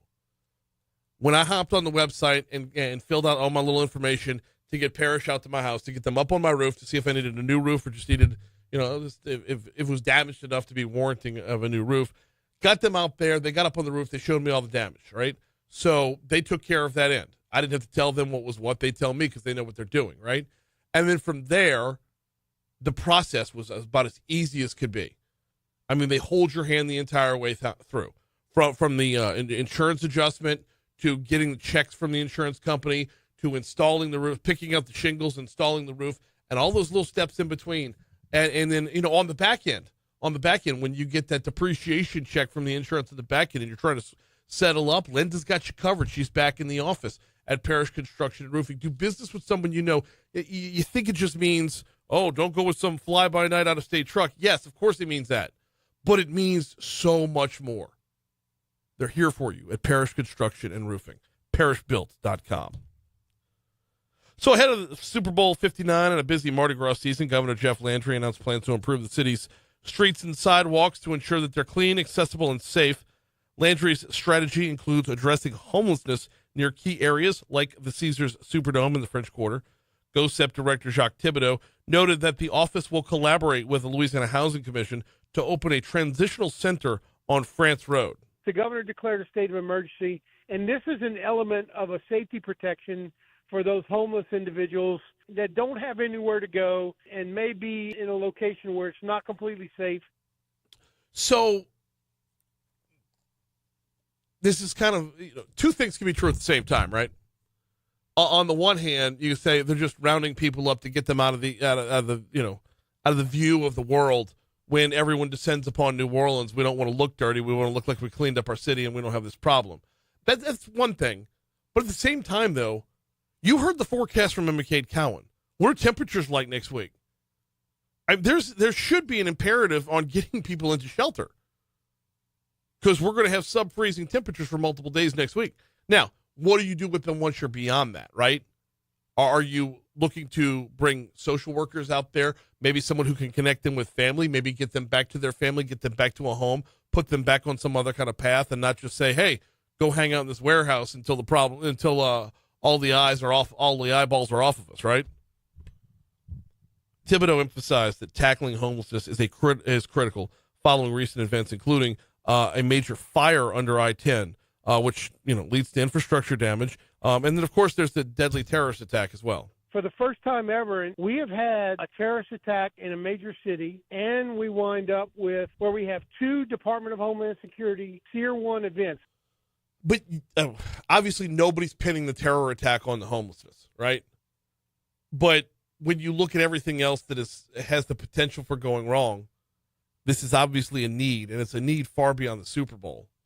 But it's also a need that you hope they take to the level of reconnecting, connectivity. Don't just round them up. Get them home. Hour 2 is next. Hour 3.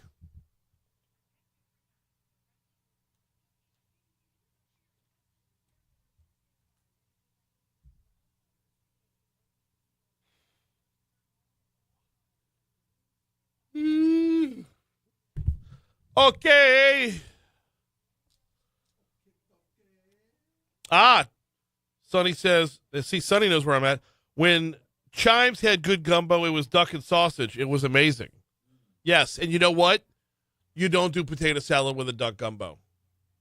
And there's something about that contrast that just ruins it. Wow. I don't know why. I never had it. So I do potato salad only with the chicken and sausage gumbo. Yes. When it comes to if it's seafood with the gumbo shrimp and the crab meat and all that, it's rice for me. Yep. So nice. Oh, so it's rice. Mine. So it's both. So it's like Oh, okay. I see what you're saying. So it's just potato salad by itself, no rice. When it's When it's chicken and sausage gumbo, I skip the rice and add the potato salad. Nice, yeah. In the bowl. Interesting.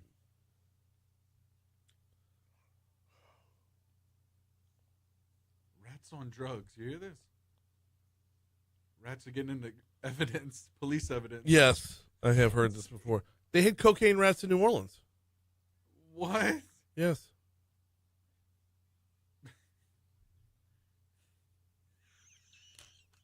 Who's that guy? The rats are the only ones enjoying it. He sounds like that timeshare guy that doesn't like lawyers. I'm not a lawyer. I'm not a lawyer. And if I was, you mistake me for a lawyer, I will kick you in the nuts.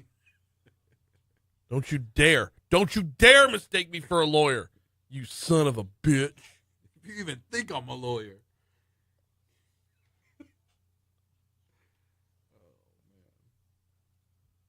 Now, you got a stacked contract you can't get yourself out of. You'd think you'd call a lawyer, but no, call me. You think you call a lawyer? Forget about it.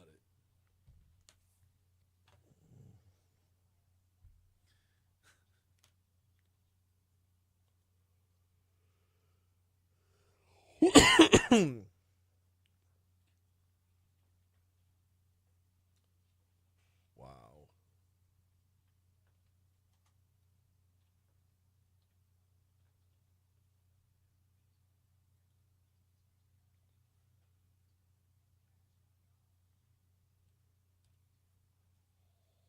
Oh.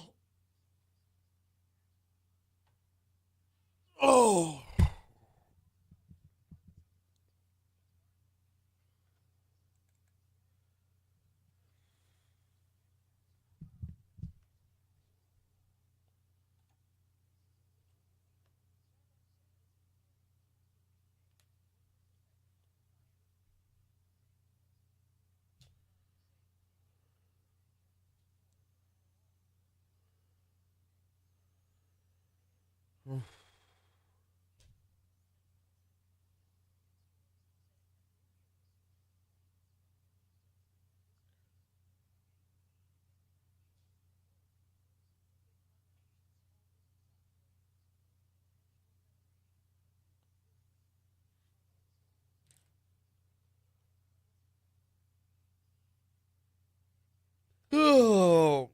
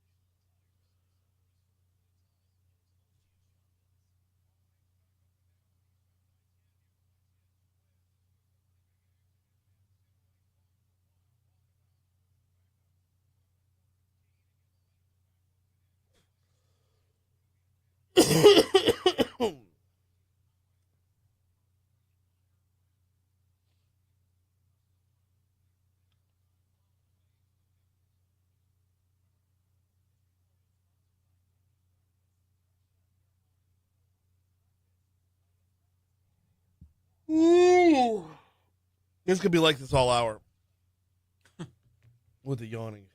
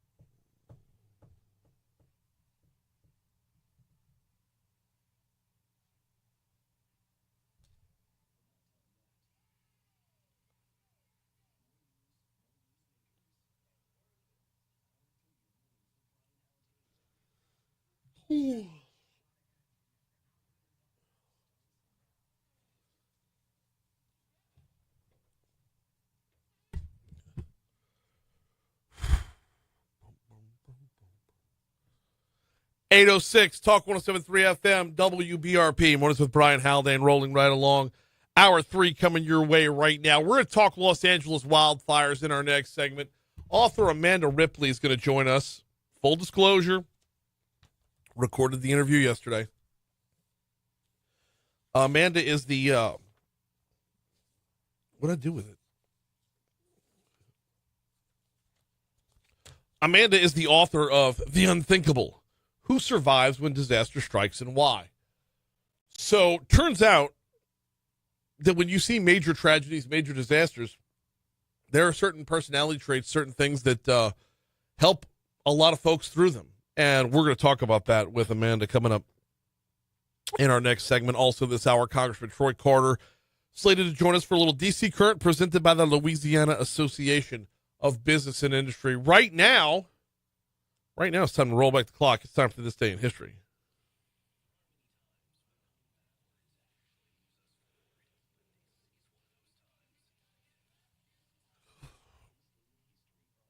Oh.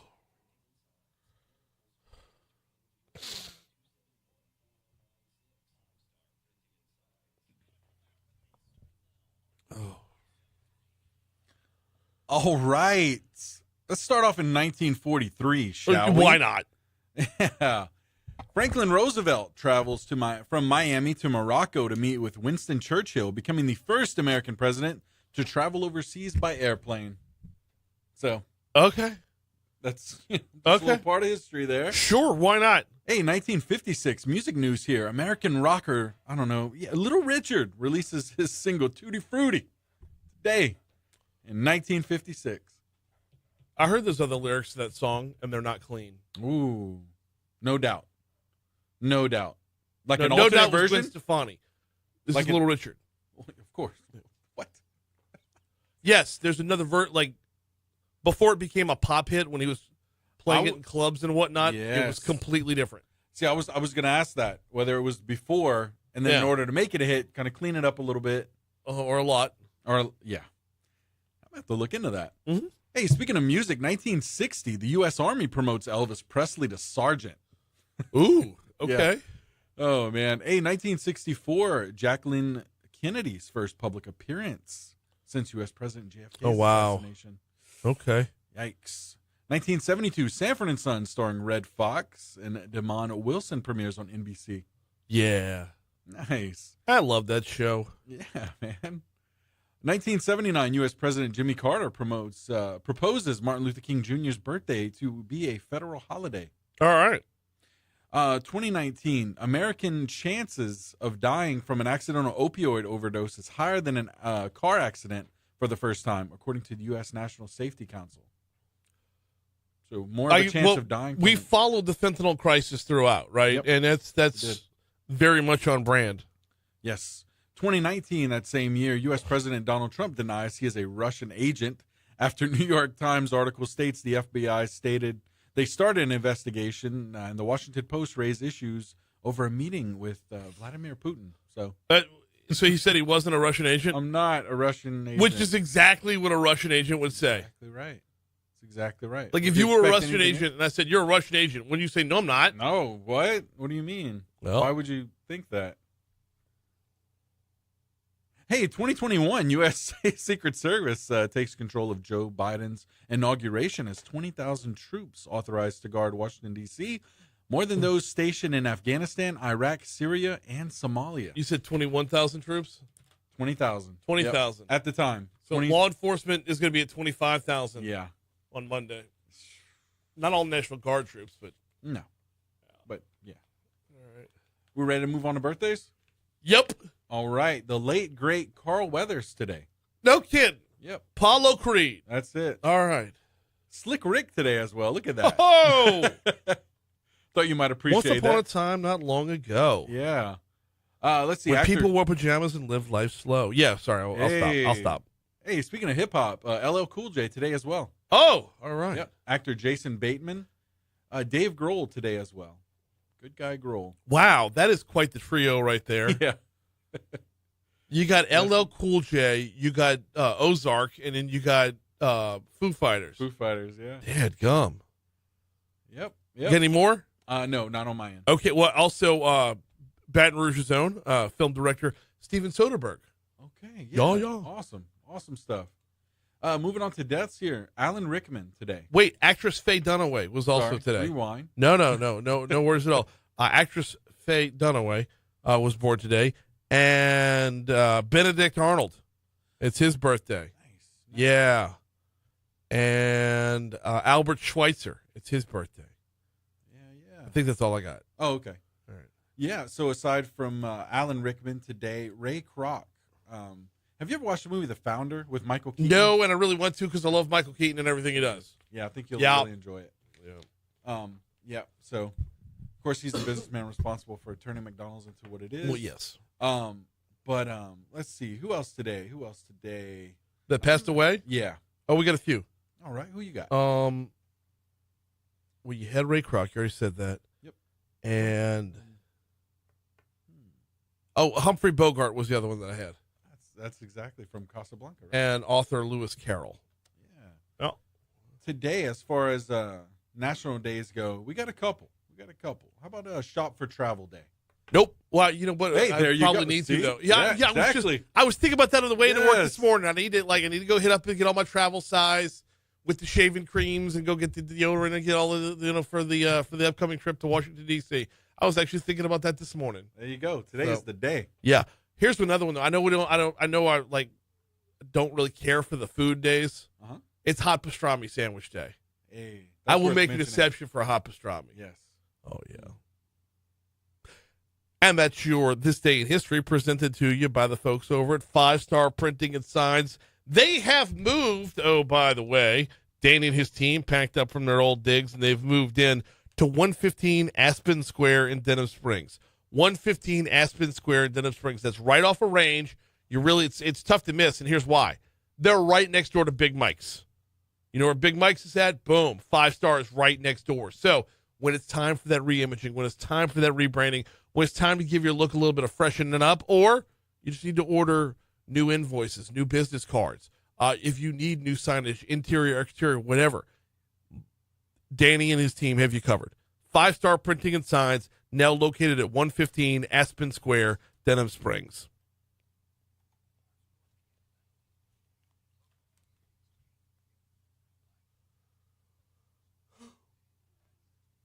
I'm going to say this to the Facebook crew because I think Go they would for it. appreciate this. I didn't want to say it on air. No telling what kind of trouble you can get in with that.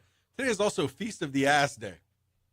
Feast of the Ass? Feast of the Ass. What does that mean? So, right. That's exactly right. See, I would have to go into that. So, began as a medieval Christian feast and commemorates the Israelites' flight into Egypt.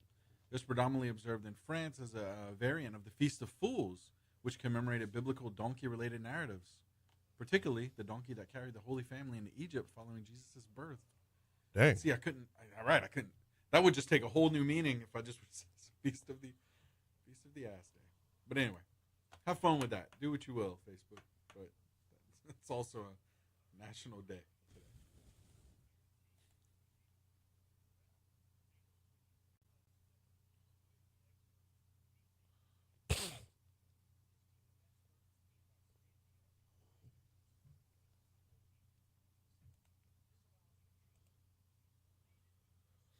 Oh.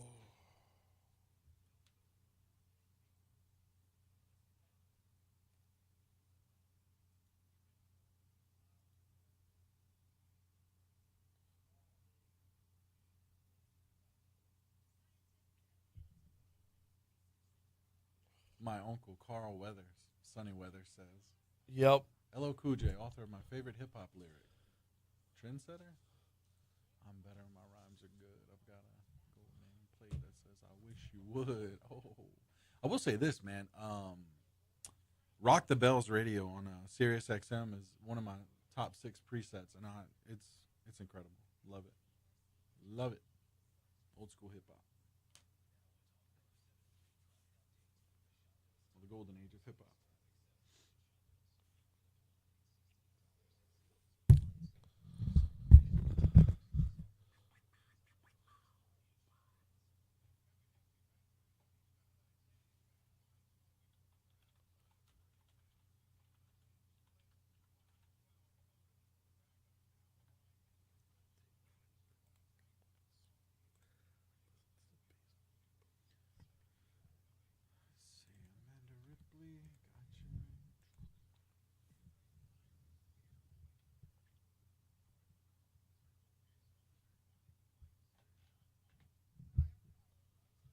Now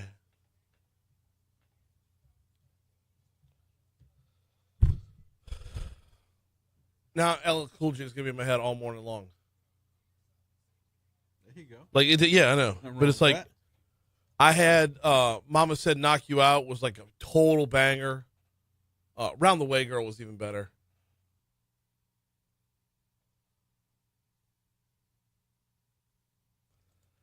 Definitely a heavy topic to tackle next. I want to welcome aboard Amanda Ripley, the author of The Unthinkable, Who Survives When Disaster Strikes and Why. Amanda, good morning. Welcome to Talk 107.3. How are you this morning? Good morning. Good to be with you, Brian. Thanks for having me. No, glad to have you on here, and I appreciate you diving into the topic, both in the book and here as well. Let's talk a little bit first about the book. What inspired you to write this? Well, I was covering a lot of disasters over the years as a journalist, from 9/11 to Hurricane Katrina to all different kinds of things, particularly at Time Magazine, but other places. And I just found I got to a point where it felt like we were doing the same stories over and over. And they were stories about loss and grief and blame, a lot of blame, right?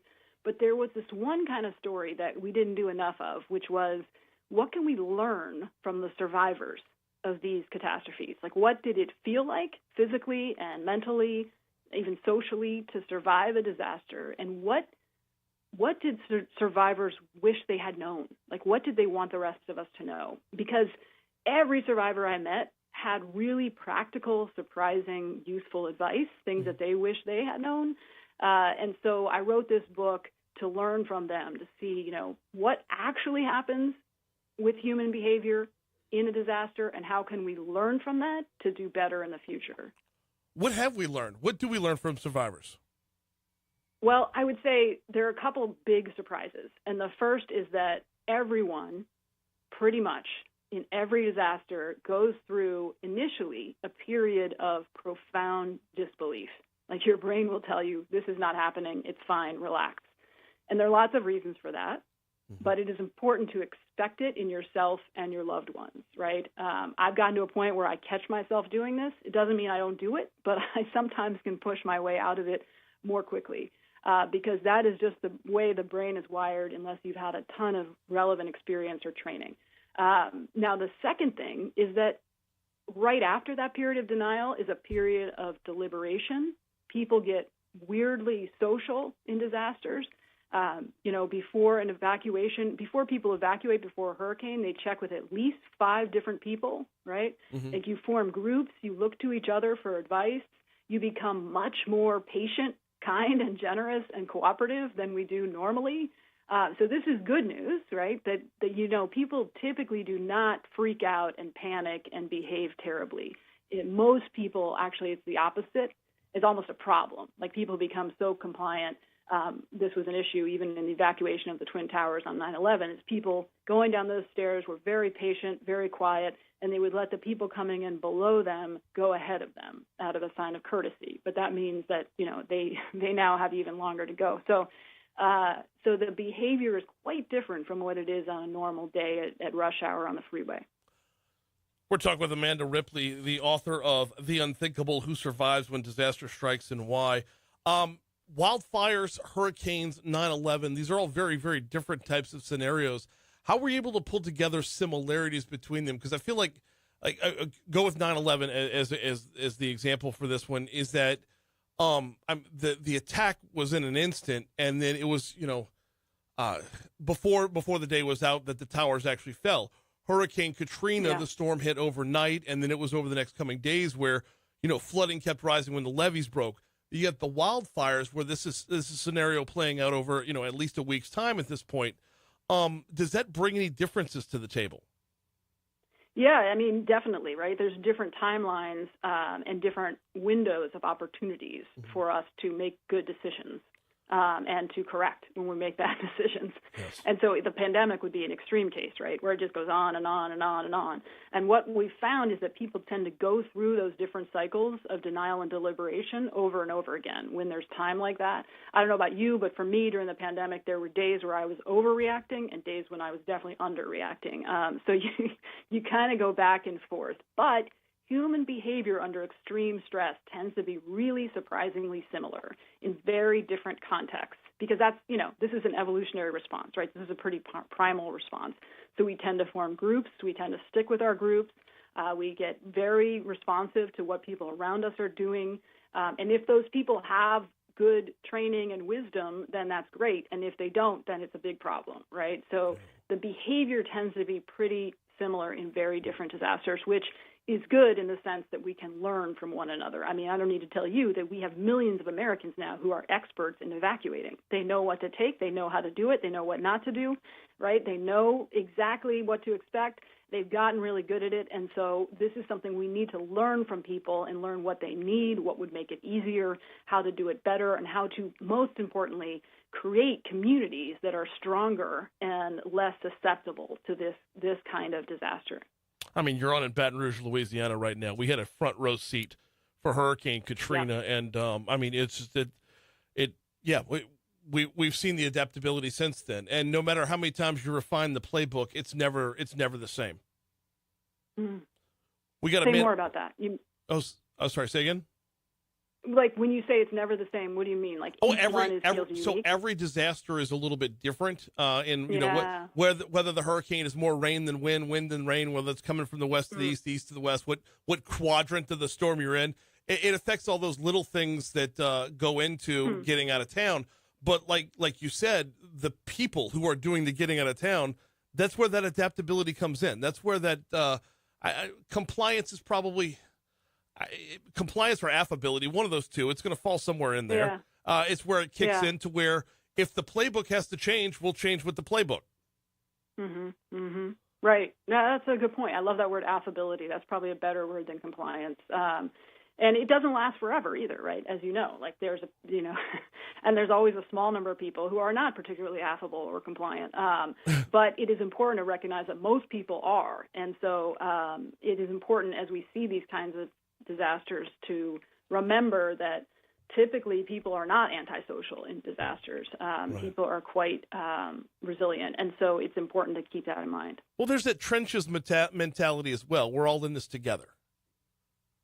And we literally are. I mean, chimpanzees also form groups and treat each other with respect when they feel threatened. So, it's not like, it's not a mystery as to why their safety in numbers, real or perceived, it's very important. And so, look, the more you can do to build up those relationships before you need them, the better off you're going to be. I've seen this over and over. You know this from firsthand experience. The health of a community before disaster strikes is so important to how it's going to recover afterwards. So we have to continue to know our neighbors, to take care of each other, to look out for each other. If you're watching the footage out of L.A. and feeling bad and frustrated and wishing there's something you can do and you can't think of anything, look, go do something for your neighbor. Go do something. Check in on someone who you know is lonely, right? Even if they're not anywhere near California, this is how we look out for each other. And we have to know who's lonely. We have to reach out to them and build those relationships before, we really need them. Got about a minute and a half left with Amanda Ripley, former is a New York Times best-selling author, wrote The Unthinkable, Who Survives When Disaster Strikes and Why. I want to spend this last minute and a half, if we could, Amanda, on that balance between disbelief and deliberation. Because, look, this is 2025, so we're now in the year, it's the 20th anniversary of Katrina. I don't think disbelief ever goes away. So that's interesting. What can you still feel it? Oh, no, absolutely. It's so vivid. You can't unsee things. So what can we expect in the coming, weeks, months, and years from survivors of these LA wildfires? Yeah, well, look, this is going to be a marathon, not a sprint. And we know that people will tend to, many people, especially firefighters, will tend to, on average, not always, put off seeking professional help for the trauma they have experienced. After 9/11, it took 5 or 6 years before firefighters started showing up at therapist doors. Often there's a lot of reasons, right? But one of those reasons, and this goes for regular people as well, we often think we can't take up space when there are other people who have lost their loved ones or lost their homes, right? Other people have it worse, so we shouldn't, speak of our sadness, right? Or ask for help. That is a mistake. So let's skip through that. Let's try to ask for help more quickly. Obviously, there's a time and a place. when you're fighting a fire, you got to fight a fire, literally and metaphorically. But we have got to do a better job about helping each other and not thinking that, our feelings and struggle and suffering doesn't count. It definitely counts, even if you weren't directly impacted. And I just want to add to that, and this is maybe the most important thing I can share with your listeners. If you've got kids at home, make sure they are not watching a lot of this footage or images from this disaster or any disaster. We have decades of research showing that when kids in particular consume news about these disasters, they suffer the effects of post-traumatic stress. They suffer as if they lost someone in the disaster, right? Like at almost the same levels. So it's really important to limit their consumption and exposure to these images. The human brain, adult or child, is not really wired to metabolize this kind of images, right, over and over again. So limit your exposure, limit your kids' exposure. Talk about the disaster, yes. Talk to them about it, right, in a careful, thoughtful way. Give them something to do that's helpful, something you can do together, right, whether it's writing a letter to a firefighter or supporting the firefighters in your area or reaching out to your neighbors. Those things really matter, and those are just as important as worrying, actually more important than worrying about what's happening far away. Amazing insight. Amanda Ripley, thank you so much for a couple minutes this morning. Thank you for having me. Take care, Brian. You too. 828 at Talk 107.3 FM, WBRP. Thanks again to Amanda Ripley. We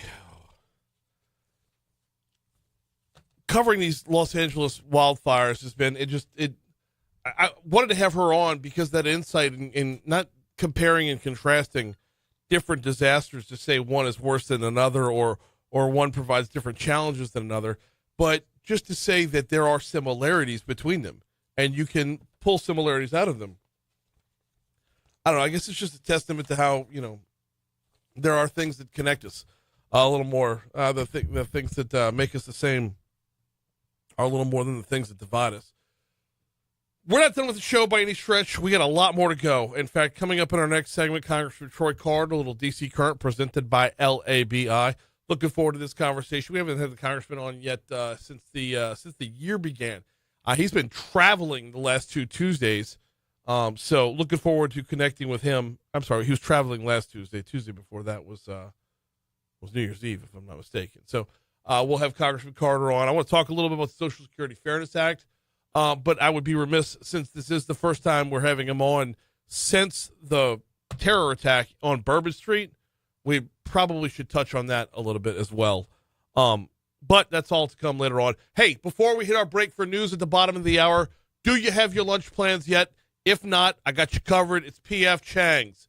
You'll want to swing by P.F. Chang's in Town Center off Corporate Boulevard. Look for the Giant Golden Horse. They are a fantastic spot for lunch. They're a great spot for dinner as well, but a fantastic spot for lunch. They serve you top quality food, fresh ingredients. It's so much like when you think Chinese food, if you're thinking like takeout and all heavy and greasy and whatnot, this is not that. It's next level Chinese food. You get fresh ingredients. It's so much lighter, so much better for you, and so much more flavorful. Check out the Golden Feast. They've got the Golden Feast going on right now. Get the chicken and bubbles. For crying out loud, they've got you covered there. Or do like me, I'm a Mongolian beef guy. My wife likes the chicken. My wife likes the lettuce chicken wraps. They've got you over there. Traditional Chinese dishes and Asian-inspired meals as well. Over at P.F. Chang's, look for the Golden Horse. Right now, we're going to look for news. We're going to start off with ABC News, then catch your local news, traffic, and weather. Congressman Carter next.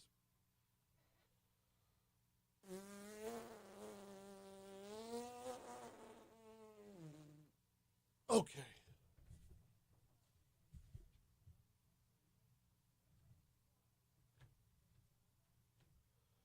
You only need a menu? Okay, cool. Here's 17.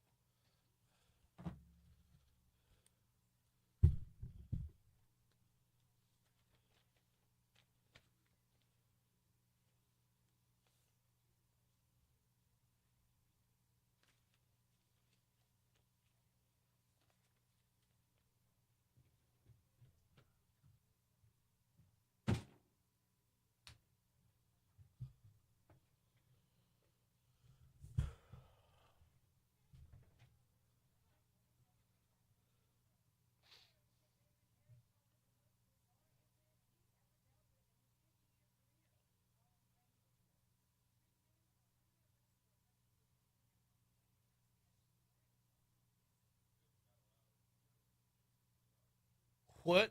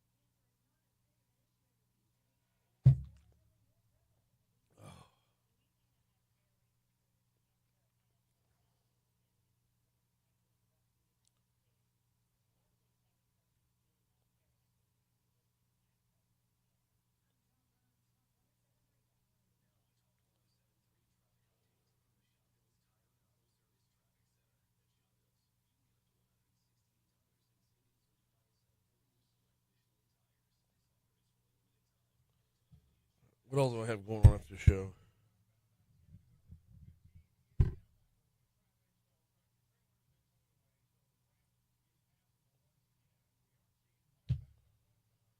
Oh, God.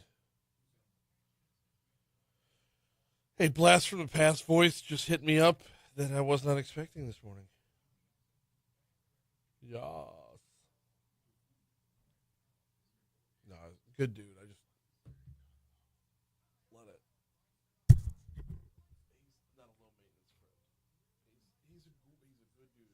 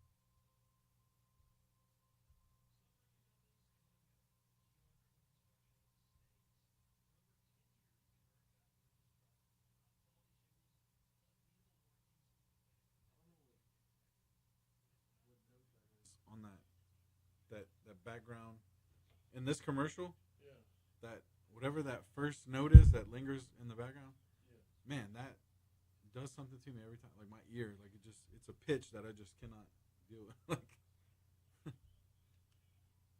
man, almost like gives me a headache. I don't know what note that is, but it's like ooh.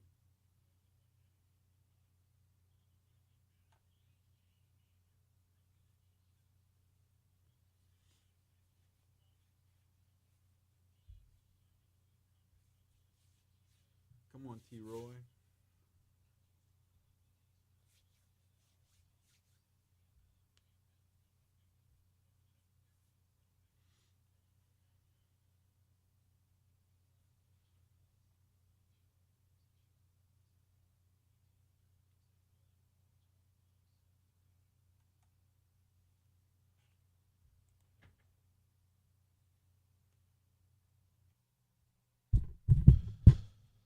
All right, let's go ahead and get a look at that forecast. Here's what we've got going on over the next couple days. We are going to warm up a little bit today.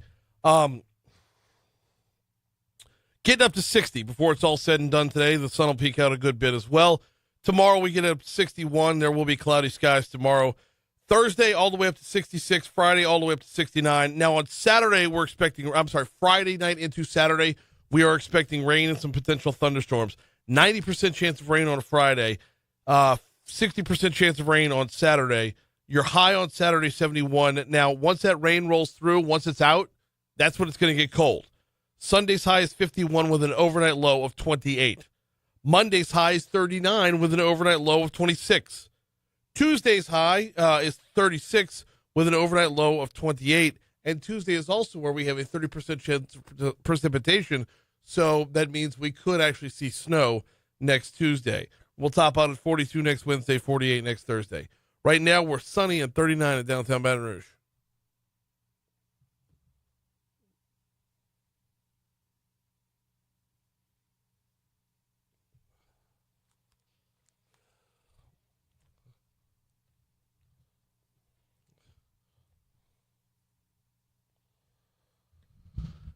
.839 Talk 107.3 FM, WBRP. Mornings with Brian Haldane, rolling right along. Waiting on Congressman Troy Carter to hop on the hotline. Let me go ahead and text this press person real quick.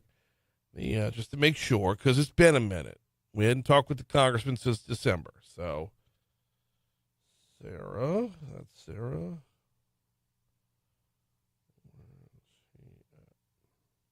All right. Hopefully we'll connect with Congressman Troy Carter real quick right here. It's such a busy time. I know it feels like from a regular perspective, getting that new year started is always busy. And if you're Congressman Troy Carter, you're already sworn in, you're waiting on inauguration, or you're waiting on Washington Mardi Gras, but you're also mapping out everything for the upcoming year as well. So hopefully he will be on soon. Okay. She just texted him, so he should be good to go. He's normally really good about that. I want to remind you, coming up on Monday, it is Inauguration Day, and Talk 107.3 FM will, of course, be making the most of the coverage made available to us. In fact, we will have ABC's coverage of the inauguration starting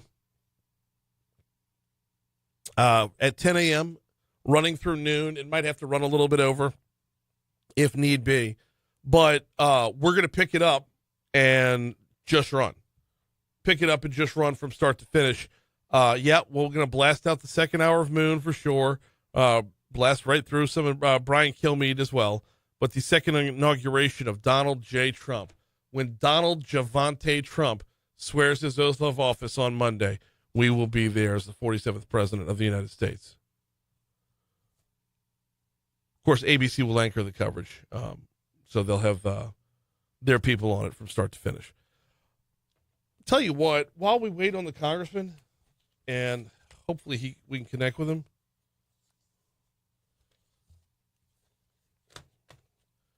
John, I want to go back to one of the stories that we heard from our news partners over at Louisiana Radio Network.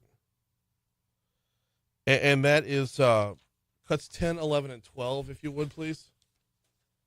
Man, all right. Let's go up to West Feliciana Parish real quick, where officials are keeping an eye on drones that have been spotted flying over Entergy's Riverbend nuclear power plant. Our news partners at Louisiana Radio Network talked with Parish President Kenny Havard. He says the reports started coming in around Christmas time. I heard them put everybody on notice that we've seen these things. The Sheriff's Department, we're treating it as a legal issue with the Sheriff's Department. Havard says, given federal law, dealing with them is not going to be as simple as shooting them down. The FAA treats that the same as shooting down a jetliner. Now, given the recent drone incidents in New York and New Jersey, many people are on edge over these drone sightings. Havard says, for all they know at this point, it could be completely harmless. We thought that it may have been some kids or someone getting drones for Christmas, but it turns out these things are fairly large drones and fairly sophisticated. Fairly large and fairly sophisticated. Now I've got all kinds of questions and conspiracy theories, right? Still, Havard says governments at all levels need to examine the laws that are governing the operation of drones. Got 12. The states need to look at maybe tightening up on these drone usage. I mean, who wants to be in your backyard and a drone flying over having a barbecue? Why? Okay, which God bless Kenny Harris, the best. Yes, nobody wants that, but when it comes to Riverbend, it's that much more important. So, by the way, Howard says Governor Landry is aware of the drones. The two of them have been working back and forth to figure out the course of action to take. All right, time for DC Current, presented by the Louisiana Association of Business and Industry. Congressman Troy Carter on the hotline. How are you, sir? I'm doing well, sir. How are you today? Doing very well as well.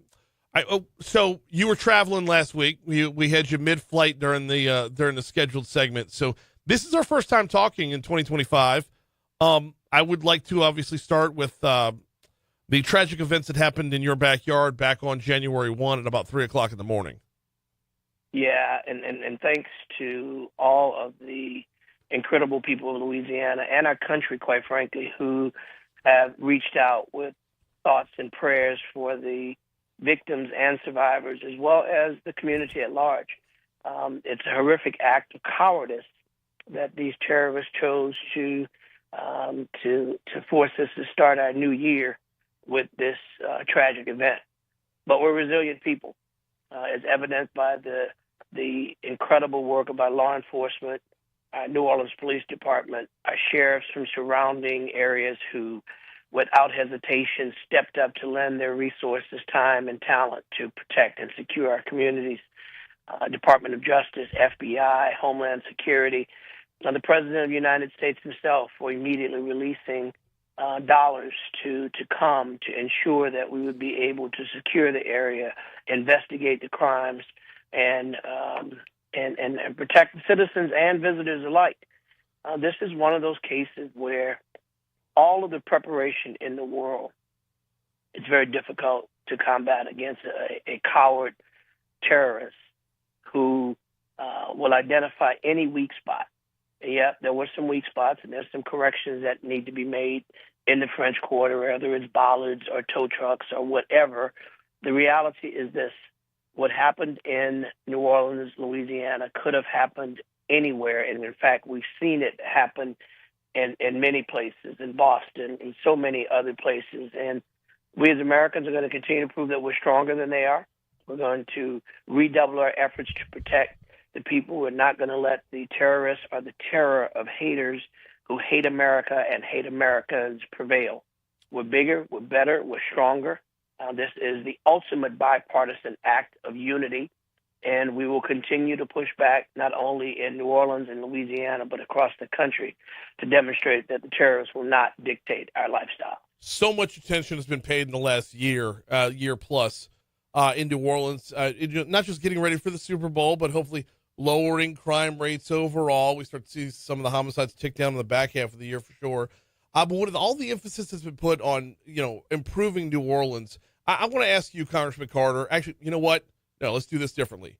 I want to ask you, Troy, as a New Orleans resident, do you feel like every once in a while it's like an anthill getting kicked over? Like no matter how hard you work to move the city in the right direction, just as a resident of New Orleans, it's like, oh my goodness, what's going to hit us next? Yeah, you know what? And you're right. It is oftentimes felt like, Murphy's Law. What can go wrong will go wrong. And that's the devil in action. And we have to continue to be the adults in the room, the leaders to comfort the public and to constantly remind them this too shall pass. And that's the job of leaders. Our job is to defend, to diffuse, to protect, and to build. And so as we go through these anthills that are kicked over, that's a part of leadership. That's a part of the expectation of those who don't want to see us succeed. We know that for as many of us who are out working our tails off, and as many community leaders, academic leaders, business leaders, nonprofit leaders, there are also those out there that don't want to see success. There are those that want to hate, those that want to commit crimes, those that want to kill, those that want to rape, those that want to pilfer. But we're bigger, we're smarter, we're stronger. What we have to guard against is the divisiveness of petty politics, the divisiveness of who gets credit for what. Listen, when we bond together and we defend the American people, we defend the people of Louisiana, we all win. And we have to constantly remind ourselves that there's some that don't want to see us win. And they were neither the party of Republican or Democrat. Many of them have been radicalized by evil. Yeah. Some of them are just criminally intent. And then we have to make sure that we're working together as a single unit to demonstrate that we are not RDs, we're Americans. We're talking with Congressman Troy Carter. This is DC Current, presented by the Louisiana Association of Business and Industry. Congressman, want to shift our focus out west real quick. What is your role? What is Congress's role in helping Los Angeles right about now? Well, and before we do that, I want to just take 1 second to go back to the traveling with the president. I was so honored to fly to New Orleans with President Biden and Dr. Jill Biden to personally meet with the individuals of the family members that were lost as well as those who survived, and watching the president of the free world, the most powerful man in the world, take time in his schedule to go and singularly sit down with each of these families one-on-one. I was right next to him. I was right with him as he and I were able to talk to those families. Mm-hmm. It meant the world to have the president fly to New Orleans, and I want to publicly thank him for his incredible service to not only unleashing resources, but also taking the time to come down and physically meet with and speak at the prayer memorial. Meant a great deal. And to our brothers and sisters in Los Angeles, the horrific fires that are ravaging the community is heartbreaking to watch. So much pain to see on the faces of people who literally lost everything, many of which who lost lives and their loved ones. Having the president release all of the resources and the emergency declaration for the people of California will make a huge difference.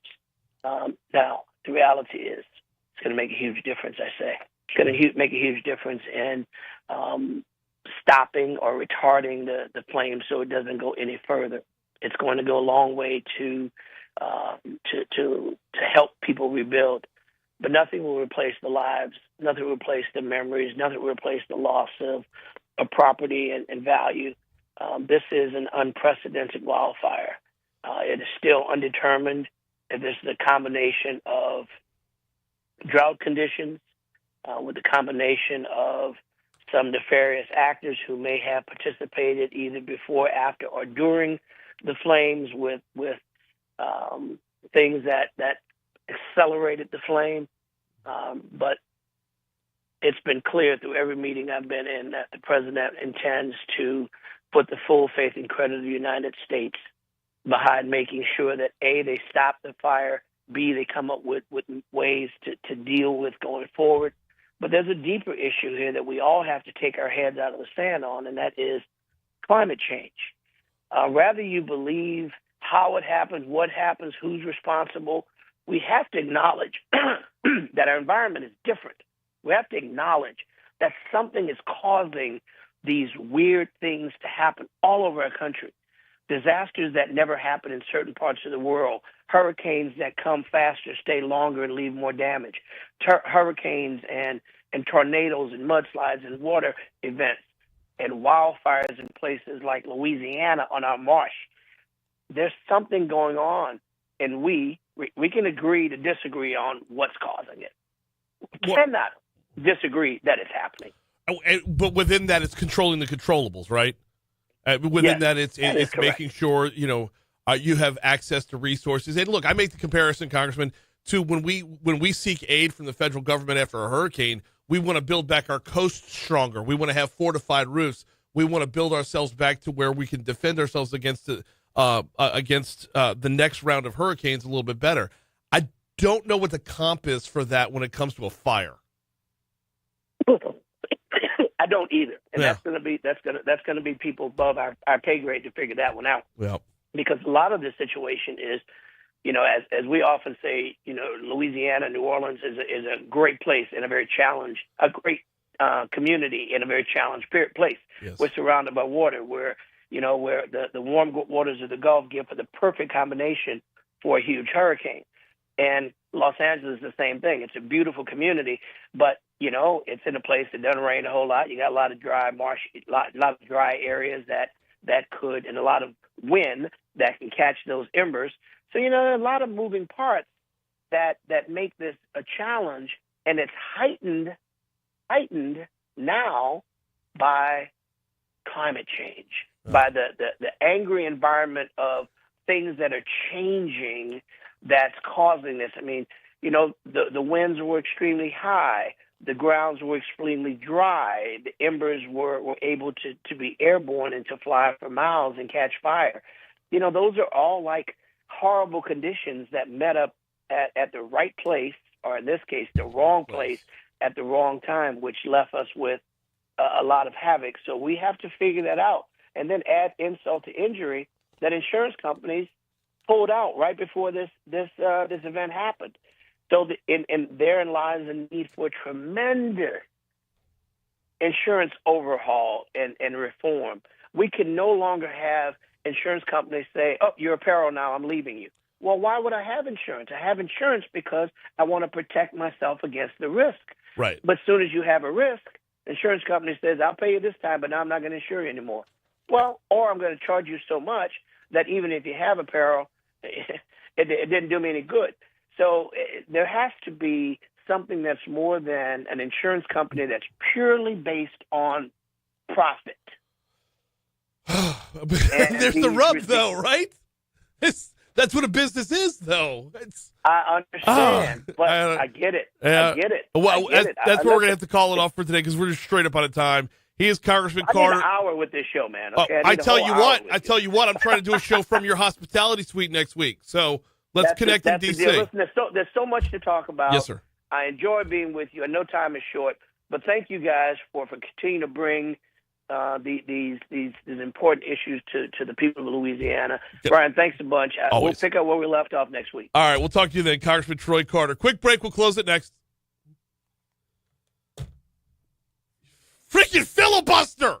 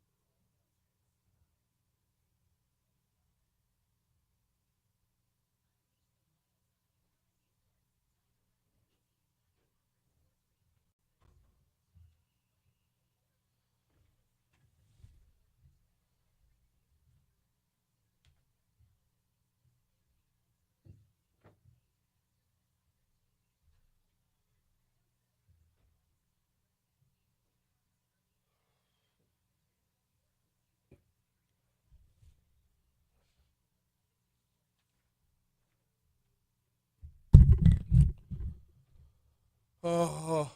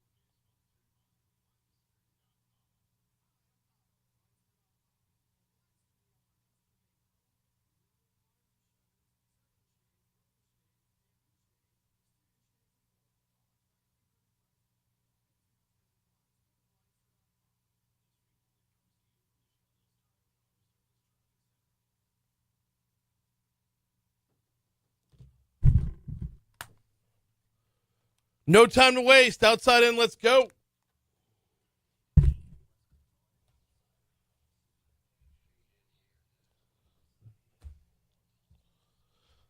All right, thanks again to the human filibuster Troy Carter for joining us. Oh, man, we ran long. I love it, though. It's always fun conversation. All right, starting off with Tangipahoa Parish. The Sheriff's Office's Internet Crimes Against Children Unit arrested an Independence man accused of child pornography, deputies said yesterday. 21-year-old Tyron Francois was booked over the weekend after an investigation that began back in November. Deputies said the child porn was being uploaded from a Tangipahoa Parish residence. Keeping it in Tangipahoa, a copper wire theft that likely would have only netted alleged thieves $100 at a scrapyard could cost the taxpayers of Kentwood upwards of $40,000 worth of repair. Kentwood police said they're investigating the Monday morning theft and have arrested 35-year-old Stephen Nelson on theft and criminal damage to property charges. Nelson was arrested in nearby woods. Police said another suspect is still wanted as the theft knocked out their internet services for the morning. Oh, you know what? We're out of time. That's going to do it for us. Moon Griffon's next. We're back at it tomorrow. We'll see you then.